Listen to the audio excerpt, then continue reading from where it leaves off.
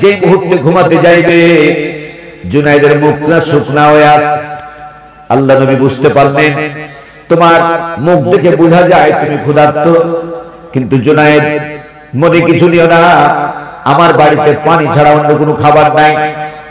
কিছুক্ষণ পরে বলতেছে নবীজি বললেন জুনাইদের একটি কথা আমি মিস করেছি, অন্য কোনো খাবার আমার বাড়িতে নাই, কিন্তু আমার খাবারের মধ্যে প্রিয় খাবার হচ্ছে একটা ছাগলের দুধ। কিসের দুধ? রাসূল ছাগলের দুধ খুব পছন্দ করতেন, পুষ্টিকর খাবার। এই ছাগলের দুধ আছে, দুধ বলতে ছাগল আছে, তুমি যদি চাও তোমার রুচিতে যদি কোনো সমস্যা না দেখা যায় তাহলে তোমাকে ছাগলের দুধ দোহান করে দিতে পারি। জুনাইদ সম্মতি জানালো, আমার কোনো আপত্তি নাই। আল্লাহ নবী নিজে একটা মশক হাতে নিলেন। কি নিলেন? মশক। মশক মানে বর্তন, চামের একটা মশক হাতে নিলেন, পাত্র হাতে নিয়ে নবীজি নিজের হাতে দুধ দোহান করা শুরু করলেন। আর এরকম করে জুনাইদকে দুধ দিচ্ছেন পান করতে। বাইরে পেশান পর্যায়ক্রমে জুনাইদ এক বর্তন, দুই বর্তন না, 7 মশক দুধ পান করলো। চিৎকার করে জোরে বলেন কয় মশক? এই হাদিসের হেডলাইন হলো মুশরিকের পেট হলো 7টা আর মুমিনের পেট হলো একটা। প্রমাণের জন্য ব্যাখ্যা করতেছি আমি। জুনাইদ 7 মশক দুধ পান করে ঘুমায় গেল। আল্লাহর নবী নির্দিষ্ট অভ্যাস মতো তিনি গভীর রজনীতে তৎক্ষণাৎ তাহাজ্জুদের নামাজের জন্য মসজিদে নববীতে চলে গেলেন। জুনাইদ গভীর রাত্রিতে উঠলো। উঠার পরে নবীকে খুঁজে পায় না। আল্লাহ নবী খুঁজে পায় না কোথায় আছে। এক পর্যায়ে মসজিদে নববীর জানালা দিয়ে দেখেন নবীজি দাঁড়িয়ে নামাজ আদায় করতে আছেন। সুবহানাল্লাহ। আল্লাহ নবী দাঁড়িয়ে নামাজ আদায় করতে আছে, আর জুনাইদ, ইহুদি জুনাইদ ওই মসজিদের গেটের সামনে গিয়া, দরজার সামনে গিয়া এরকম পায়চারি করে, ঘোরাফেরা করে। এখানে একটা জিনিস বলা যায়, আল্লাহ নবীকে এত পাওয়ার আল্লাহ তাআলা দিয়েছিলেন, নবীজি সামনের দিকে যেমন দেখতে পেতেন আল্লাহ নবী পিছনেও 100% তেমনই দেখতে পেতেন। আমার ভাইরা দেখতে পেতেন বলতে অনেকের প্রশ্ন জাগবে পিছনে চোখ ছিল নাকি? খুব বেশি ব্যাখ্যা দেওয়া যাবে না। রাসূলের এই কাঁধের উপরে ছিল সিলমোহর, নবুয়তের সিলমোহর। এই বাম গর্দানের নিচের এই জায়গায় সিলমোহর ছিল। এই চোখ দিয়া সামনে যেমন দেখতে পেতেন, নবীজির নবুয়তের সিলমোহর দিয়ে পিছনে তার চাইতে আরো পরিষ্কার দেখতে পেতেন। কোন কোন বর্ণনায় পাওয়া যায় নবীজি জাগ্রত অবস্থায় জেগে থাকলে যেমন দেখতে পেতেন, ঘুমালেও তেমন দেখতে পেতেন। চিৎকার করে বলেন সুবহানাল্লাহ। আল্লাহ নবী নামাজ সমাপ্ত করলেন এবং সঙ্গে সঙ্গে পিছনে এসে জুনাইদের শরীরে হাত বোলালেন আর বললেন, জুনাইদ কি কোনো সমস্যা পড়ছো নাকি? কি ব্যাপার? তোমার তো এখন রেস্ট করার কথা, আরাম করার কথা, তুমি এত পায়চারি করো কেন? জুনাইদ বলল, হে মুসলমানের নেতা, আমি চলে যেতাম, আমি একটা অপরাধ করে ফেলেছি। মনের অজান্তে আপনার বিছানা আমি পেশাব করে নষ্ট করে দিয়েছি। আমি চলে যেতাম, কিন্তু আপনার কাছে ক্ষমা চাওয়ার জন্য আমি একটু দাঁড়িয়ে আছি। নবীজির চোখ ছলছল করে উঠলো, জুনাইদ রে, তুমি আমার কাছে ক্ষমা চেও না, আমার কাছে তুমি ক্ষমা চেও না, তুমি তো আমার মেহমান, তুমি আমার কাছে ক্ষমা চেও না। তুমি অন্য ধর্মের হতে পারো, কিন্তু আল্লাহ রাব্বুল আলামিন কোরআনে বলেছেন, কুল ইয়া আইয়ুহান নাসু ইন্নী রাসূলুল্লাহি ইলাইকুম জামিআ। হে রাসূল, আপনি বলে দিন সবাইকে, ইলাইকুম জামিআ, গোটা বিশ্বের সমস্ত সৃষ্টির জন্য আল্লাহ পাক আমাকে রাসূল হিসেবে প্রেরণ করেছেন। সুবহানাল্লাহ বলবেন না? জুনাইদ রে, আমার কাছে ক্ষমা চেও না, বরঞ্চ তুমি আমাকে ক্ষমা করে দাও। তুমি যখন পেশাব করে দিলে, তোমার ঘুমের ব্যাঘাত ঘটেছিল, আমি সময় মতো তোমার এখানে যদি আমি একটা বিছানা পরিবর্তন করে দিতে পারতাম, তৎক্ষণাৎ তোমার ঘুম চলে আসতো, আর ঘুমে ব্যাঘাত ঘটতো না। এই যে তোমার ঘুমে ব্যাঘাত ঘটে গেছে, আরামে ব্যাঘাত ঘটেছে, এই জন্য তুমি আমার কাছে ক্ষমা চেও না, বরঞ্চ তুমি আমাকে ক্ষমা করে দাও। জুনায়েদ তৎক্ষণাৎ বলল, এতদিন পর্যন্ত আপনাকে কত গালিগালাজ করেছি, ইয়াত্তা নাই, লক্ষ লক্ষ গালিগালাজ আপনাকে করেছি আমি, কিন্তু আমি আজকে বুঝতে পারলাম আপনি সাধারণ মানুষ না। একজন সাধারণ মানুষের আচরণ এরকম হতে পারে না। আপনি যে বিশ্বনবী আর আমার জানতে বাকি নাই। আমাকে আপনি আর দেরি না করে, সময় ক্ষেপণ না করে এই মুহূর্তে আমাকে গোসলের ব্যবস্থা করুন, আর গোসলের ব্যবস্থা করার পরে আপনি আমারে কালমা পড়ে মুসলমান বানায়া দেন। আল্লাহ নবী ব্যবস্থা করলেন, আর সাথে সাথে পুতু পবিত্র হয়ে রাসূলের হাতে হাত নিয়ে আল্লাহর নবী বললেন, পড়ো আশহাদু আল্লা ইলাহা ইল্লাল্লাহু ওয়া আশহাদু আন্না মুহাম্মাদান আবদুহু ওয়া রাসূলুহু। বিরক্ত হচ্ছেন? আল্লাহ নবী তৎক্ষণাৎ কালমা পড়ে মুসলমান বানালেন। আল্লাহ নবী বললেন, জুনায়েদ রে, মুসলমান হওয়ার পূর্বক্ষণ পর্যন্ত তোমার নাম ছিল জুনায়েদ, ইসমে জুনায়েদ। এই মুহূর্তে মুসলমান হওয়ার পরে আমি রাসূল তোমার নাম রাখলাম আব্দুল্লাহ। কি নাম রাখলেন? চিৎকার করে জোরে বলেন না, কি নাম রাখলেন? আল্লাহর কাছে এবং নবীর কাছে সবচেয়ে প্রিয় নাম হলো দুইটা। এক নম্বর হলো আব্দুল্লাহ, দুই নম্বর আব্দুর রহমান। আর সন্তান যখন পৃথিবীতে আসে তখন আপনারা বিশেষ করে মায়ের একটা দায়িত্ব আর পিতার আরেকটা দায়িত্ব। মায়ের এক নম্বর দায়িত্ব হলো, মা যখন তোমার সন্তান পৃথিবীতে আসবে, আর পৃথিবীতে আসার পরে এই সন্তানকে কোরমা পোলাও দিলে খাবে না, বিরিয়ানি দিলে খাবে না, ভালো ভালো খাবার দিবেন খাবে না। এই সন্তান পৃথিবীতে আসার 6 মাস আগে থেকে তোমার বুকের উপরে আল্লাহ রাব্বুল আলামিন উপযুক্ত খাবার বরাদ্দ করে রেখে দিয়েছেন। ঠিক কিনা? জোরে বলেন না, ঠিক কিনা? অনেক মা সন্তানকে দুধ পান করায় না, অনেকগুলি কারণে, বিশেষ করে শহরে খুব বেশি। দুধ পান করায় নাকি, আমি ভাষাটা ব্যবহার করতে পারছি না, আন্তরিকভাবে দুঃখ প্রকাশ করছি। দুধ পান করালে নাকি তার শরীর ভেঙে যাবে, আরো কিছু কথা আছে। তো এরকম নেকেট ভাষাগালা আমার বোধগম্য হয় না। অনেক মা বোনেরা মনে করে দুধ পান করাবো না, কিন্তু মা তোমার সন্তানের অধিকার 30 শাহরা, 30টি মাস, কোন কোন বর্ণনা আছে 24 মাস, আর কোন কোন বর্ণনা আছে 30 মাস। 30 শাহরা, 30 মাস তোমার বুকে দুধ পান করবে, এটা আল্লাহ পাকের তার অধিকার করে দিয়েছেন। ঠিক কিনা? এই দুধ পান করা থেকে সন্তানকে যদি বিরত থাকো, তাহলে কিয়ামতের ময়দানে এই সন্তান হক নষ্টকারীর কাতারে তোমাকে দাঁড়াতে হবে এবং তোমার বিরুদ্ধে হক নষ্ট করার কারণে মামলা দায়ের করা হবে। মা কখনো সন্তানের হক নষ্ট করা যাবে না।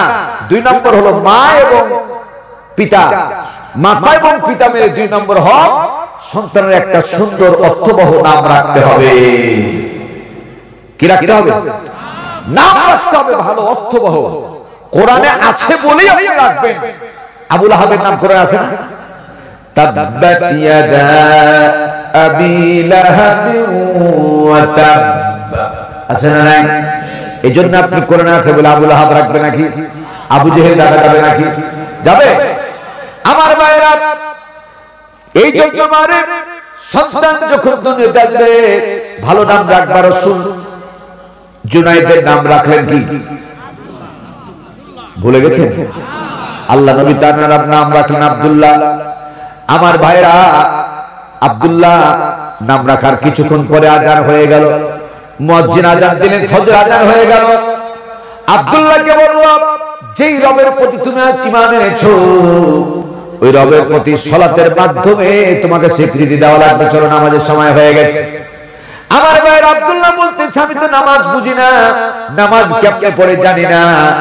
আল্লাহ পাক তৎক্ষণাৎ নবীকে দিয়ে জবাব দিলেন, ওয়ারকাউ মা'আর রাকিঈন। জোরে বলবেন না আল্লাহু আকবার। তুমি জানো না এটা বলে পাপ পাবে না? ওয়ারকাউ মা'আর রাকিঈন, তাদের সাথে রুকু করো যেমন তারা রুকু করে। কি করে? উসজুদু ওয়াসজুদু ওয়াবুদু রাব্বাকুম, তারা যেভাবে সিজদা করে সেভাবে তোমরা আল্লাহকে সিজদা করো। ঠিক না ঠিক? আল্লাহ নবী তার সাথে নিলেন, ফজরের নামাজ জামাতে আদায় করলেন। আব্দুল্লাহ তৎক্ষণাৎ বেরিয়ে আসলেন আর বলতেছেন, ইয়া রাসূলুল্লাহ, আপনার ব্যবহারের কথায় আমি ব্যবহারে মুগ্ধ হয়েছি। আমি শুধু একা ইসলাম কবুল করে ক্ষান্ত হব না, আমার অন্তত কাছের যারা আছে, আমার পরিবারের কথা, আমার পরিবারের কাছে আপনার চরিত্রের কথা গিয়ে বলবো। আপনি আমারে যেতে দেন, আপনি আমাকে যেতে দেন। তাকান, এদিকে তাকান। রাসূল ভাবে আব্দুল্লাহকে বুকে জড়ালেন। আব্দুল্লাহকে বুকে জড়ায় বলতেছেন, আব্দুল্লাহ রে, ও আব্দুল্লাহ, এখন তো তুমি আমার মুসলমান ভাই, সকালবেলা একেবারে খালি মুখে কিছু না খাওয়ায়া তোমাকে যেতে দিতে পারি না। অন্য তো খাবার কোনো ছিল না। অন্য খাবার না থাকার কারণে নবীজি আবার মুশকটাকে ধুলেন, চামড়ার বর্তনটাকে ধুয়ে আবার দুধ দোহান করা শুরু করলেন। দুধ দোহান করলেন, আর দুধ দোহান করার পরে আব্দুল্লাহকে বললেন, আব্দুল্লাহ নাও। আব্দুল্লাহ নেওয়ার পরে তাড়াতাড়ি পান করা শুরু করতে যাচ্ছিলেন। আল্লাহ রাসূল বাধা দিলেন, আব্দুল্লাহ রে, নামাজের কিছুক্ষণ পূর্বে, ফজর আজানের কিছুক্ষণ পূর্বে যে আল্লাহর প্রতি ঈমান এনেছো, এখন থেকে যতদিন পর্যন্ত বাঁচবা আল্লাহর নাম না নিয়ে কখনো কিছু পান করা বা খাওয়া যাবে। আব্দুল্লাহ বলতেছেন, ইয়া রাসূলুল্লাহ, আল্লাহর নাম এখানে কেমনে নিতে হয় আমি জানি না। আল্লাহ পাক রাসূল শিখিয়ে দিলেন, পড়ো বিসমিল্লাহির রাহমানির রাহিম। আব্দুল্লাহ বিসমিল্লাহ বলে যেমন দুধ পান করা শুরু করলেন, ওয়ান থার্ড বুঝেন কিনা? কি? মাশাআল্লাহ, জাযাকাল্লাহ, হাইয়াকাল্লাহ, বারাকাল্লাহ। ওয়ান থার্ড মানে 3 ভাগের 1 ভাগ, 3 ভাগের 1 ভাগ দুধ পান করেছেন। আর বলতেছেন, ইয়া রাসূলুল্লাহ, গতকালকে রাত্রিবেলা ঘুমের পূর্বে আমি প্রচন্ড ক্ষুধার্ত ছিলাম, আর ওই সময় 7 বর্তন দুধ পান করার পরে আমার পেটের পরিধি যা হয়েছিল, আজকে 1/3 3 ভাগের 1 ভাগ দুধ পান করতে পারি নাই, আমার পেটটা হুবহু ওই রকম ভর্তি হয়ে গেছে। বরকতের চাবিকাঠি কার হাতে? এতক্ষণ পর্যন্ত আমরা বিসমিল্লাহির রহমানির রহিমের উপর কথা বললাম, বুঝতে পেরেছি? আল্লাহ প্রত্যেকটা কাজে আল্লাহ তোমার নাম নিয়ে করতে পারি, শুরু করতে পারি, আল্লাহ তৌফিক দাও, বলেন আমিন। এবার বলেন, ফাযকুরুনি আযকুরকুম ওয়াশকুরুনি ওয়ালা তাকফুরুন। পবিত্র কোরআনে কারীম সূরাতুল বাকারা, সূরাতুল, উচ্চারণ করুন, সূরাতুল বাকারা 152 নম্বর আয়াত। আরবিতে বাকারাতুন মানে হলো কি? গাভী, গরু। তাহলে খুব ব্রেন, চোখ, মন আমাকে দেন, এতটুকু এদিক ওদিক না যায়। মা বোনেরা শুনুন,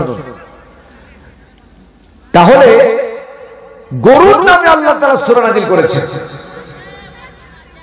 এই জমিনের উপরে যতগুলি প্রাণী আছে, সমস্ত প্রাণীদের ভিতরে শক্তিশালী একটা প্রাণী হলো হাতি।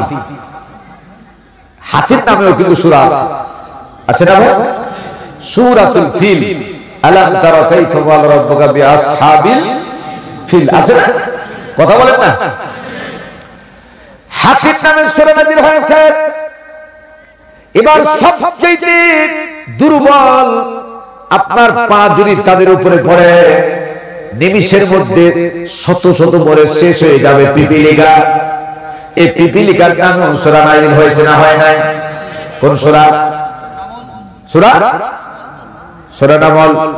আমার ভাইরা, এবার শুনুন, আমি দুঃখ হৃদয় নিয়ে বলতেছি, আজকে বাংলার জমিনে বিশেষ করে 71 টিভিতে বড় বড় টিপ দিয়ে যে মেয়েগুলা বসে, তারা ছেলে মানুষ না মেয়ে মানুষ অনেক সময় বোঝা যায় না,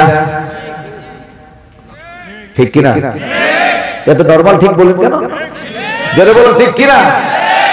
ওদের জন্মই হয়েছে কোরআনের বিরুদ্ধে বলা, ঠিক কিনা? ওদের জন্মই হয়েছে ইসলামের বিপক্ষে বলা। ইসলামের 99% 71 টিভির আলোচক এবং উপস্থাপিকা তারা হচ্ছে ইসলাম বিদ্বেষী নাস্তিক আর মুরতাদ। এজন্য মুসলমান হিসাবে তা'মুরুনা বিল মারুফ ওয়া তানহাউনা আনিল মুনকার, ভালো কাজ করা যেমন ইবাদত, অন্যায়কে বাধা প্রদান করা এটাও ইবাদত হিসাবে 71 টিভিকে বর্জন করাও ইবাদত। ঠিক না বেঠিক? চিৎকার করে বলো ঠিক না বেঠিক? নাস্তিক মুরতাদ জেনে রাখো, তোমাদের এত বাইরে বেড়েছে, অতি বাড়া বাড়িও না, ভেঙে পড়বে। ঠিক কিনা? কথা বলে ঠিক না বেঠিক? তোমাদের সময় আর খুব বেশি না, ওই টেন্সি অপেক্ষা করো সামান্য কিছু সময়। রাত্রে গভীরতা যত বেশি হয় সুবহে সাদেক তত নিকটবর্তী হয়। ঠিক কিনা? আমার ভাষা কি বোঝা যায় না? তো ঠিক বলতে যদি 3 মিনিট সময় লাগে তাহলে আমি তাফসীর করবো কেমনে? আমার ভাইরা, এই মেয়েগুলো শুধুই শুধুই বলে আল্লাহ যদি কেউ থেকে থাকে তাহলে তাদেরকে ঠগায় দিয়েছে। 2-4 জন বলছে নাউজুবিল্লাহ, আপনার তাহলে বলে আলহামদুলিল্লাহ। কিছু তো বলতে হবে একটা, জোরে বলে, আরো জোরে। ইসলাম কাউকে ঠগাই নাই। ইসলাম সবসময় যার যার হক আদায় করে দিয়েছে। ঠিক কিনা? দেখুন আপনারা ভাইরা, পবিত্র কোরআনে কারিমে যতগুলি বড় বড় সূরা আছে, বড় বড় সূরার ভিতরে উল্লেখযোগ্য একটা বড় সূরার নাম হচ্ছে সূরা নিসা। সূরা নিসা মানে কি? নারী। নারীদের নামে পার্টিকুলারলি একটা সূরা আল্লাহ নাযিল করেছেন। সুবহানাল্লাহ। বেশি ব্যাখ্যা দেওয়ার মতো সময় নাই। পার্টিকুলারলি নারীদের নামে যেভাবে আল্লাহ একটা বড় সূরা দিলেন, পুরুষদের নামে পার্টিকুলারলি বড় সূরা তো দূরের কথা, ছোট সূরাও নাই। পুরুষ এবং নারী মিলে, উভয় মিলে একটা ছোট্ট সূরা আছে, সূরা নাস। নাস মানে মানুষ, মেয়েরাও মানুষ, ছেলেরাও মানুষ। ভাইরা আমার, বাবাজিরা আমার, মায়েরা আমার, মেয়েদের নামে আল্লাহ সূরা নাযিল করলেন, তাদের হক আদায় করার জন্য বলে দিয়েছেন, নারীদের সম্মান দিয়েছেন, নারীদের ইজ্জত বৃদ্ধি করেছেন ইসলাম। ও ভাইরা, পাশ্চাত্যের দিকে তাকান, পাশ্চাত্যের দিকে তাকান। আমেরিকা, ফ্রান্স, ব্রিটেন, জার্মানি থেকে শুরু করে এই মধ্যপ্রাচ্যে বাচ্চা যখন হয়, ম্যাক্সিমাম বাচ্চাগুলা তারা একটা পুশচিয়ারে করে ঠেলে ঠেলে নিয়ে যায়, আর তাদের কপালে, তাদের কোলের উপরে থাকে একটা কুকুরের বাচ্চা। ঠিক কিনা? তাহলে বোঝা গেল নিজের বাচ্চার চাইতে তারা কুকুরকে ভালোবাসে, মহব্বত করে। কথা বলে না ঠিক না বেটি?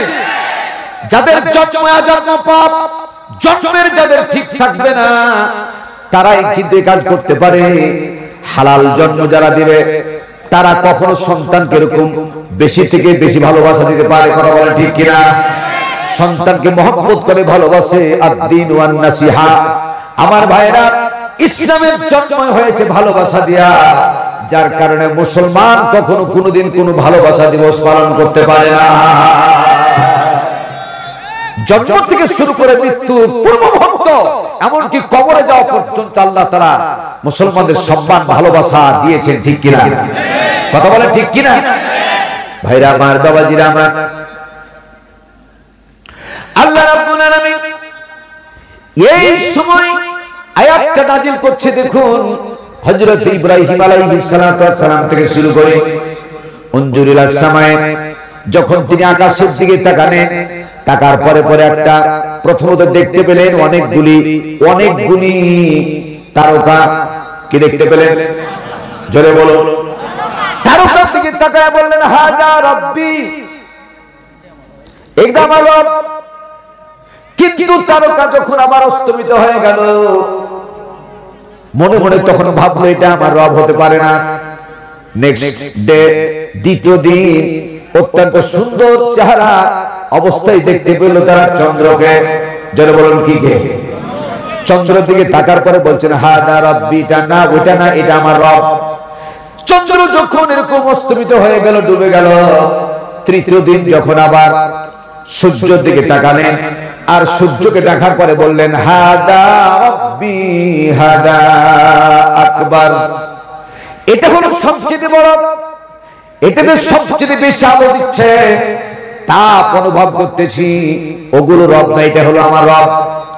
সূর্য যখন অস্তমিত হয়ে গেল তখন তার জেহেনের ভিতরে চলে আসলো যার জন্ম এবং মৃত্যু আছে সে কখনো রব হতে পারে? রব হতে পারে? এখানে একটা ছোট্ট শিক্ষা আছে। শিক্ষাটি হলো আজকে অনেকগুলি মূর্তি তৈরি করে, যারা মূর্তি পুজো মূর্তি তৈরি করে। আচ্ছা জাস্ট এক্সাম্পল আমাকে দিয়ে বলি, আমি একটা মূর্তি তৈরি করলাম মাটি দিয়া, 5 হাতে বাঁশ লাগাইলাম। কি লাগাইলাম? 5 হাতে বাঁশ দিয়ে দাঁড় করায় রাখলাম।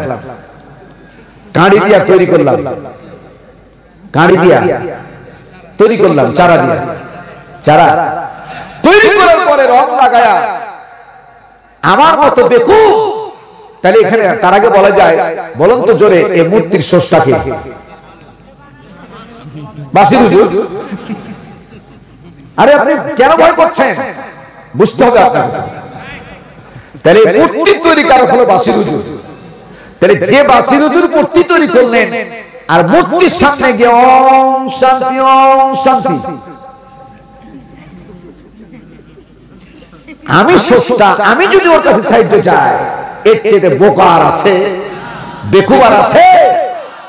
আজকে দেখেন ওকে সম্মান করছে, নিজের হাতে তৈরি করে শান্তি কামনা করে, ইবাদত বন্দেগী করে, সিজদা করে, আর যখন নির্দিষ্ট সময় অতিবাহিত হয় তখন অন্য জায়গায় লাত মারে না, 5 হাতে লাত মারে। কথা ঠিক না বেঠিক? আমি কি বেশি বললাম? আমি ঠিক বলছি না? লাত ফেলে কোথায় ফেলে? পানিতে ফেলে। ওই যে কাঁড়ি, আবার ওই কাঁড়ি বাড়িয়ে যায়। একদিন যদিও হাসার জন্য বলি নাই, আমি একদিন আমার একটা ড্রাইভার আছে, ড্রাইভার আছে 4টা ড্রাইভারের মধ্যে একটা ড্রাইভার এখনো আছে, 2টা ড্রাইভার হলো হিন্দি। তা আমি বললাম হারে একজন কাজল আর একজন আছে, জিজ্ঞেস করলাম তোদেরকে এই মূর্তি কাঁড়ি দিয়ে করিস কেন? তো বলছে আমি তেমন বলতে পারবো না, তখন বড়দের মুখে শুনিস না, এটাকে রব। রব মানুষের দেহের মধ্যে যেমন সেল থাকে, রগ থাকে, আমরা কাঁড়ি দিয়ে রগ বানালি না, রগ যেটা গরুতে খায়। তো সেজদা করলি, লাথি পাছাতে লাথি মেরে ফেলেও দিলি, এমন হলো কিছুদিন পরে তোর রব যে গরুতে খায় ফেললো। ঠিক কিনা? কথা বলে না ঠিক না বেঠিক? এই মূর্তিকে সম্মান করা যাবে? কথা বলেন, মূর্তিকে সম্মান করা যাবে? মূর্তিকে সিজদা করা যাবে? মূর্তি জারি হোক, মূর্তি মূর্তি, মূর্তিকে সম্মান করা যাবে না। আর বেশি বলা দরকার আছে? আমার ভাইরা, হযরত ইব্রাহিম আলাইহিস সালাম জেহেন যখন ফিরে পেলেন তৎক্ষণাৎ তিনি বললেন, তৎক্ষণাৎ তিনি বলা শুরু করলেন, চন্দ্র নয়, সূর্য নয়, নক্ষত্র রাজি নয়, এগুলো কিছু নয়, সমস্ত আকাশের নিচে জমিনের ভিতরে যা আছে সব কিছু তিনি সৃষ্টি করেছেন, তিনি হলেন কেবলমাত্র রব। তিনি শুরু করলেন, পড়েন, ইন্নী ওয়াজ্জাহতু ওয়াজহিয়া লিল্লাযী ফাতারাস সামাওয়াতি ওয়াল আরদা হানিফা ওয়া মা আনা মিনাল মুশরিকিন। ইন্নী ওয়াজ্জাহতু ওয়াজহিয়া লিল্লাযী ফাতারাস সামাওয়াতি ওয়াল আরদ, আমি মুতাওয়াজ্জিহ হচ্ছি ওই রবের উপরে, ফাতারাস সামাওয়াতি ওয়াল আরদ, আকাশের নিচে জমিনের উপরে যা আছে সব যিনি সৃষ্টি করেছেন তিনি হচ্ছে আমার রব। ওমা আনা মিনাল মুশরিকিন, আর আমি মুশরিকদের দলভুক্ত নই, আমি মুশরিকদের দলভুক্ত নই। এটা কোরআন আয়াত কিনা? কথা বলেন, কথা বলেন, কোরআন আয়াত কিনা? আপনি বলে আমি মুশরিকদের দলভুক্ত নই, একটু তাকাই দেখেন তোমার বন্ধুকে, তোমার আপনজনকে, তোমার বুদ্ধিদাতাকে, তোমার আইনদাতাকে। কার আইন দিয়ে রাষ্ট্র চালাচ্ছ? মুসলমানদের আইন দিয়ে রাষ্ট্র চলছে না। যারা হচ্ছে ইসলামের দুশমন তাদের আইন দিয়ে রাষ্ট্র পরিচালনা হয়। ঠিক না ঠিক? জোরে বলুন ঠিক না ঠিক? হাড্ডি কোনোদিন হবে না গোশত। হাড্ডি গোশত হবে? হাড্ডি হাড্ডি হাড্ডি কোনোদিন হবে না গোশত। ইহুদি নাসারা কোনোদিন হবে না মুসলমানের দোস্ত। ঠিক কিনা? জোরে বলুন ঠিক কিনা? ভাইরা আমার, বাবাজিরা আমার, এবার আল্লাহ রাব্বুল আলামিন বলে দিলেন এই সমস্ত মূর্তিগুলাকে, চন্দ্রগুলাকে, গাছকে স্মরণ করে কোনো লাভ হবে না, মা গঙ্গাকে স্মরণ করে কোনো কাজ হবে না, তারা তোমাদের কোনো উপকার করতে পারবে না। তোমাদের তো পারবে না পায়খানা থেকে তাদের নাকের ডগার উপরে একটা মাছি যদি এসে উড়ে বসে যায়, 10খানা হাতের কোনো হাত দিয়া এই মাছিকে তারা তাড়াতে পারবে? তাহলে তারা নিজের মাছি, একটা পায়খানা থেকে মাছি আসলো, মাছিকে তাড়াতে পারলো না, তোমার সাহায্য করবে কেমনে? ঠিক না ঠিক? আর একটু জোরে বলেন না ঠিক কিনা? ভাইরা আমার, এই জন্য আল্লাহ তৎক্ষণাৎ আয়াতখানা নাজিল করে দিলেন, কাউকে স্মরণ করে কোনো লাভ হবে না, যাকে স্মরণ করলে তোমাদের লাভ হবে এবং তোমাদের জবাব দিবেন তাকে স্মরণ করো। ফাযকুরুনি আযকুরুকুম ওয়াশকুরুনি ওয়া লা তাকফুরুন। ফাযকুরুনি, আল্লাহ বলছে তোমরা যদি আমাকে স্মরণ করো, আযকুরুকুম, আমি তোমাদের স্মরণ করব। সুবহানাল্লাহ বলেন। রাস্তা দিয়ে একজন যাচ্ছেন, আপনাকে সালাম দিলে আপনি ওয়ালাইকুম সালাম বলবেন, ঠিক কি না? সালাম দাও সুন্নাত, কিন্তু সালাম যদি কেউ দিয়ে দেয় তার জবাব দাও কি ওয়াজিব? জবাব দাও।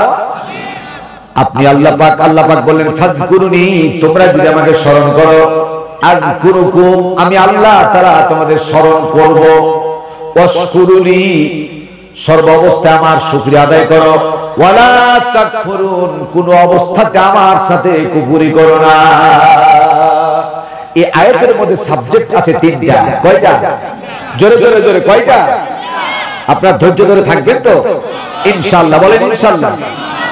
আল্লাহ পাক রব্বুল আলামিন ফাযকুরুনি, আর ইংরেজিতে অনেক ছাত্র আছে এখানে, ইংরেজিতে কোন শব্দ তৈরি করতে গেলে গ্রামাটিক্যাল কায়দা অনুযায়ী ভার্ব ছাড়া, ভার্ব, অক্সিলারি ভার্ব, সাহায্যকারী ভার্ব, ভার্ব ছাড়া কখনো কোনো শব্দ গঠন হবে না। ঠিক না ঠিক? তাহলে আর সহজ করে বলি, কোন শব্দ তৈরি, অর্থবহ শব্দ তৈরি করতে গেলে ভার্ব লাগবে, আর ভার্বের প্রথম অক্ষরগুলো হচ্ছে am, is, are. Thank you. Am, is, are, এগুলো হচ্ছে অক্সিলারি ভার্ব, অর্থাৎ সাহায্যকারী ভার্ব। তাকানে দিকে, এই সাহায্যকারী ভার্ব দিয়া ফাযকুর, মূল মাদ্দা হচ্ছে জিকির, জাল কাফ র, জিকির, আর এর ফাইল হচ্ছে অক্সিলারি ভার্ব হচ্ছে ফা। ভালো করে শুনেন, একটু কঠিন হচ্ছে, আর একটু সহজ হয়ে যাবে ইনশাআল্লাহ। ফাটাকে কিছু দূরে একটু রেখে দেন কিছুক্ষণের জন্য। তাহলে মূল আমাদের সাবজেক্ট থাকলো জাল কাফ র, কি হলো? জিকির। জাল কাফ র কি হলো? জিকির। এখানে লেখা আছে তাফসীর, লেখা আছে না? তাফসীর কাকে বলে দেখেন, জিকির, জাল কাফ র, জিকির। এই জিকির মানে, এই জিকির শব্দের অর্থ অনেকে কিন্তু বুঝে না, অনেকে বুঝে না, না বুঝার কারণে তার অর্থ উল্টো পাল্টা করে দেয়। জিকির শব্দের অর্থ, আবিধানিক অর্থ হচ্ছে এখানে ফাযকুরুনি, তোমরা আমাকে স্মরণ করো। তাহলে এই জিকির শব্দের অর্থ আল্লাহ আল্লাহ নামে জিকির নয়, এটার অর্থ হচ্ছে আল্লাহকে স্মরণ করা। আল্লাহকে, কথা বলেন, আল্লাহকে স্মরণ করা। কিছুদিন পূর্বে, বেশ কিছুদিন পূর্বে হরিমোহন মাঠ সামনে, নবাবগঞ্জে হরিমোহন মাঠ আছে না, এখানে একবার জাকের পার্টি আসলেন, কারণ শোনা কথা না, আমি সেখানে উপস্থিত ছিলাম। আল্লাহি আমি যা দেখেছি আল্লাহকে সাক্ষী রেখে তাই বলছি। সেখানে দেখলাম যখন জিকির শুরু হয়ে গেল তখন এইভাবে চুল এভাবে করে, এভাবে করে, এভাবে করে, কয়েকজনকে দেখলাম যে কাঁঠালের কাছে উঠছে। কিছুক্ষণ করে যখন নেমে আসলো, এক পর্যায়ে আমি একটা, তার আমার মনের মধ্যে কিউরিওসিটি জাগলো, ওকে জিজ্ঞেস করলাম, ভাই আপনি জিকির করার সময় কাঁঠালে উঠলেন কেন? বলছেন আমি বলতে পারবো না এটা জিকিরের ফাইজ। কোন বিপদে পড়লাম। সেকেন্ড ম্যান যখন জিকিরের ফাইজে উঠতে লাগলো, দেখলাম আমার শরীরে কাপড় নাই, পড়ে গেছে একবারে উলঙ্গ। ওপরখানে আছে, নিচখানে আসল জায়গাখানে দেয় নাই, মালামাল সব দেখা যায়। এখন বলে যেই জিকিরে আল্লাহ মাফ করুক, যেই জিকিরে ফরজ তরফ হয়ে যায়, যে জিকিরে উলঙ্গ হয়ে যায়, যে জিকিরে শরীরে কাপড় খসে পড়ে যায়, এরকম জিকির আল্লাহর নবীরা সাহাবীরা কখনো করেন? ঠিক কিনা? কথা বলে ঠিক কিনা? জিকির কিন্তু করার বিধান আছে, জোরেও পাবে, আসতেও পারবে।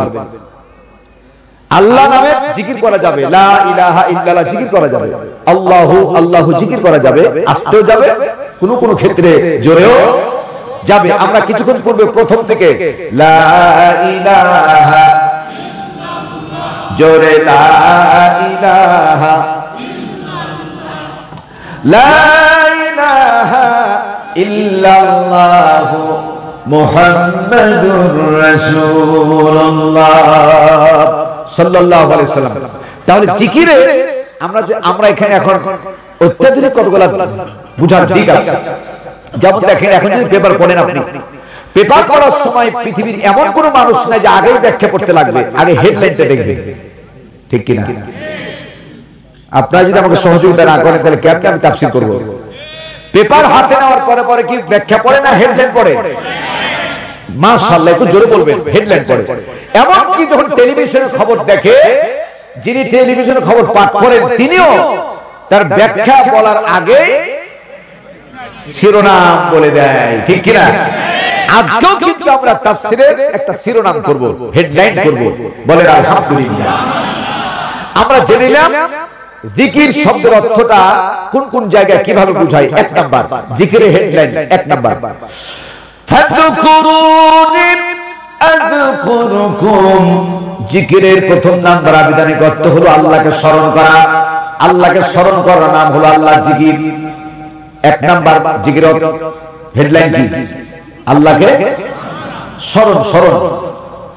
দুই নম্বর হলো আল্লাহ রাব্বুল আলামিন জিকিরের হেডলাইন দুই নম্বর ব্যাপারে আল্লাহ তাআলা কোরআনে বলছেন, ইয়া আইয়ুহাল্লাযীনা আমানু ইযা নুদিয়া লিস-সালাতি মিন ইয়াউমিল জুমআহ ফাসআউ ইলা যিকরিল্লাহি ওয়া যারুল বাই'a যালিকুম খায়রুন লাকুম ইন কুনতুম তা'লামুন।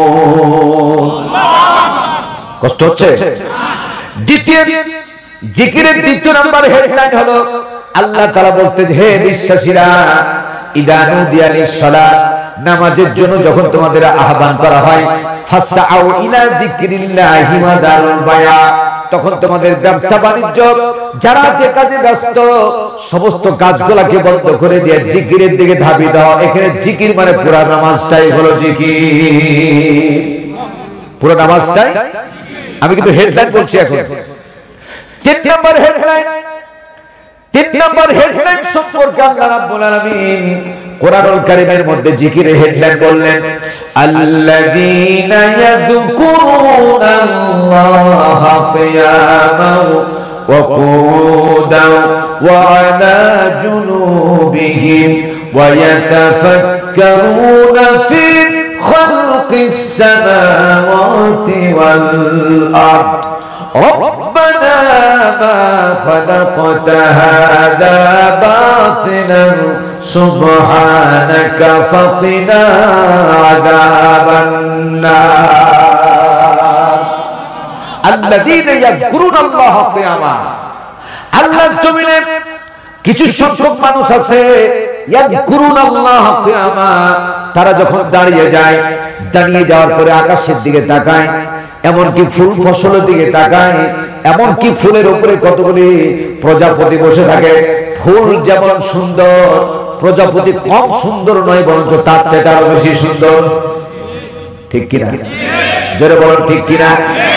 তোমার সৃষ্টি যদি হয় এত সুন্দর, না জানি তাহলে তুমি কত সুন্দর, কত সুন্দর। চিৎকার করে বলেন মারহাবা। আল্লাযীনা ইয়াযকুরুনাল্লাহা কিয়ামা, কিছু ব্যক্তি ইমানদার মানুষেরা তারা যখন দাঁড়িয়ে দাঁড়িয়ে ফুলের দিকে তাকায়, ফুলের প্রশংসা করে না, প্রজাপতির দিকে তাকায়, প্রজাপতি প্রশংসা করে না, নিজের কলিজার টুকরা সন্তানের চেহারার দিকে তাকায়, ওই সন্তানের প্রশংসা করে না। এই সন্তানকে যিনি সৃষ্টি করলেন আর ফুল যিনি সৃষ্টি করলেন, আমি গানের মাধ্যমে সঙ্গীতের মাধ্যমে বললাম আল্লাহ তোমার সৃষ্টি যদি হয় এত সুন্দর, তাহলে যিনি সৃষ্টি করেছেন না জানি সে আল্লাহ পাক কত সুন্দর। কোন মানুষ যদি আল্লাহর সৃষ্টি নৈপুণ্যতা দেখে 1 ঘন্টা যদি চিন্তা ভাবনা করে, আল্লাহ পাকের নবী বলেছেন 70 বছরের নফল ইবাদতের সওয়াব আল্লাহ তাআলা তার আমলনামায় দান করে দিবেন। এজন্য মানুষকে আল্লাহ সুন্দর বানিয়েছেন, ঠিক কিনা? লাকাদ খালাকনাল ইনসানা ফি আহসানি তাকওয়িম। আপনি সুন্দর আয়নার সামনে যখন আপনি যাবেন, আয়নার সামনে গিয়া আল্লাহুম্মা হাসানতু খালকি ফাহসিন খুলক, আল্লাহ তাআলা যেমন সুন্দর চেহারা তুমি আমাকে দান করেছো, আল্লাহ তোমার কাছে ফরিয়াদ শুধু চেহারা সুন্দর না, আল্লাহ তুমি আমার মনটাকে, দিলটাকে, আমার অন্তরটাকে সেরকম সুন্দর বানায়া দাও। এইরকম দোয়া পাঠ করলে আল্লাহ পাক রব্বুল আলামিন বলতেছেন এই সৌন্দর্যের প্রশংসা কেউ করলো না, সৌন্দর্য যিনি করেছেন তিনি হলেন কে? আরো জোরে বলেন না, তিনি হলেন কে? আল্লাহর প্রশংসায় যারা পঞ্চমুখ হয়ে যায়, আল্লাহ রাব্বুল আলামিন তাদের জন্য আল্লাহ তাআলার দরজা, রহমতের দরজা খুলে দেন। জোরে বলুন সুবহানাল্লাহ। এই এতক্ষণ পর্যন্ত হেডলাইন গুলো বললাম, এবার আমরা ব্যাখ্যায় চলে যাব। বিরক্ত হচ্ছেন নাকি? ব্যাখ্যা নাম্বার 1, 1 নম্বর ব্যাখ্যার মধ্যে ইয়া আইয়ুহাল্লাযীনা আমানু, হে বিশ্বাসীরা, যারা ঈমান এনেছো, আমি আল্লাহর উপরে, তোমরা পৃথিবীর দিকে যখন তাকাবা, কয়েকটা কথার মধ্যে উল্লেখযোগ্য কথা তোমরা চিন্তা করবা। যেমনটি এই পৃথিবীতে আল্লাহর সবচেয়ে নিকটবর্তী, সবচেয়ে ভালো পছন্দনীয় বান্দারা হচ্ছে আম্বিয়া আলাইহিস সালাম, ঠিক কিনা? আল্লাহর জমিনের সবচেয়ে ভালো মানুষ কারা? নবীরা। নবীরা বলেন সবচেয়ে আল্লাহর প্রিয় মানুষ কারা? নবীরা। জোরে বলুন নবীরা, ঠিক না ঠিক? আমার ভাইরা, নবীরা সুন্দর, নবীরা আল্লাহর সবচেয়ে প্রিয় মাহবুব বান্দা। এবার ফাজকুরুনি আযকুরুকুম, এই নবীরা কিভাবে আল্লাহকে স্মরণ করেছে এটা জানা দরকার আছে না নাই? ধৈর্য ধরে থাকবেন তো। প্রথমত একজন নবীর দিকে আমরা চলে যাই। নবীদের ভিতরে একজন নবীর নাম আপনাদের কাছে আমি উচ্চারণ করলাম, তিনি হচ্ছেন হযরত ইউনূস আলাইহিস সালাতু ওয়াস সালাম। আপনারা খুব বেশি ব্যাখ্যা করা যাবে না, কান দিয়ে শুনুন, প্রাণ খুলে শুনুন। হযরত ইউনূস আলাইহিস সালামকে মাছে গিলে ফেলেছিল, ঠিক কিনা? হযরত ইউনূস আলাইহিস সালামকে মাছে খেয়ে ফেলেছিল, আর মাছের পেটের ভিতরে ইউনূস আলাইহিস সালাম কতদিন ছিলেন? মাশাআল্লাহ, জাযাকাল্লাহ, হাইয়াকাল্লাহ, বারাকাল্লাহ, বলেন আমিন। 40 দিন পর্যন্ত মাছের পেটের ভিতরে তিনি জীবিত ছিলেন না মৃত ছিলেন? আর একটু জোরে বলেন, জীবিত ছিলেন না মৃত ছিলেন? আমার ভাইরা, ত্রিবিধ অন্ধকার, ত্রিবিধ অন্ধকারের ভিতরে ত্রিবিধ অন্ধকার মানে কি? 3 রকম অন্ধকার। একটা হলো রাতের অন্ধকার, একটা হলো পানির অন্ধকার, আর একটা হলো মাছের পেটের অন্ধকার। কয় রকম অন্ধকার হলো? ত্রিবিধ অন্ধকারের ভিতরে মুহররম মাসের 16 তারিখ, যেদিন তার মাছের পেটে যাওয়া 38 দিন হয়ে গেছে। যারা বলুন কয়দিন? তাফসিরে কাবির, তাফসিরে কাবির, কাবির, তাফসিরে কাবিরের মধ্যে এসেছে 38 দিন যেদিন হয়ে গেল, সেদিন আল্লাহ পাক তার চোখের জ্যোতিয়াত বৃদ্ধি করলেন। সমুদ্রের তলদেশে উহুদ পাহাড়ের চাইতে বড় ধরনের একটা পাথরের পাহাড়, ওই পাহাড়ের ভিতরে ছোট্ট একটা কালো রঙের পোকা, যে পোকাটা খালি চোখে দেখা যাবে না, মাইক্রোস্কোপ যন্ত্র ছাড়া দেখা যাবে না, খালি চোখে। এই সূক্ষ্ম ছোট্ট একটি পোকা ওই পাথরের পাহাড়ের মধ্যখানে আছে। আর খাবার জন্য উনজুরিলা সামায়ে পাথরের ভিতর থেকে ওই ছোট্ট পোকাটা খাবার জন্য ইশারা করছে উপর দিকে তাকার জন্য। উপর দিকে তাকার অর্থ হলো স্মরণ করলো কারে? ছোট্ট পোকাটা স্মরণ করছে কাকে?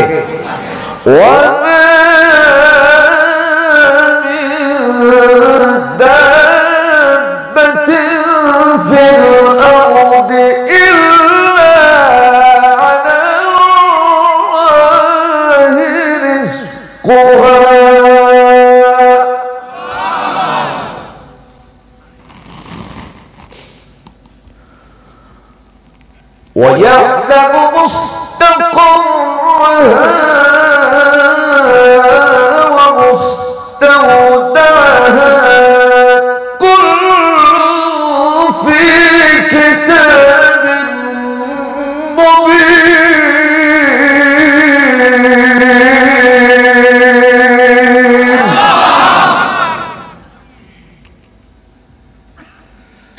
আলহামদুলিল্লাহ আজকে মাইক খুব সুন্দর। আলহামদুলিল্লাহ বলবেন। আল্লাহ তাদের ব্যবসা মঞ্জুর করুন করি আমি। ভালো করে টোন দাও, দোয়া আরো দিব, একটু ঢিল ঢিল করে দোয়াও ঢিল ঢিল হয়ে যাবে।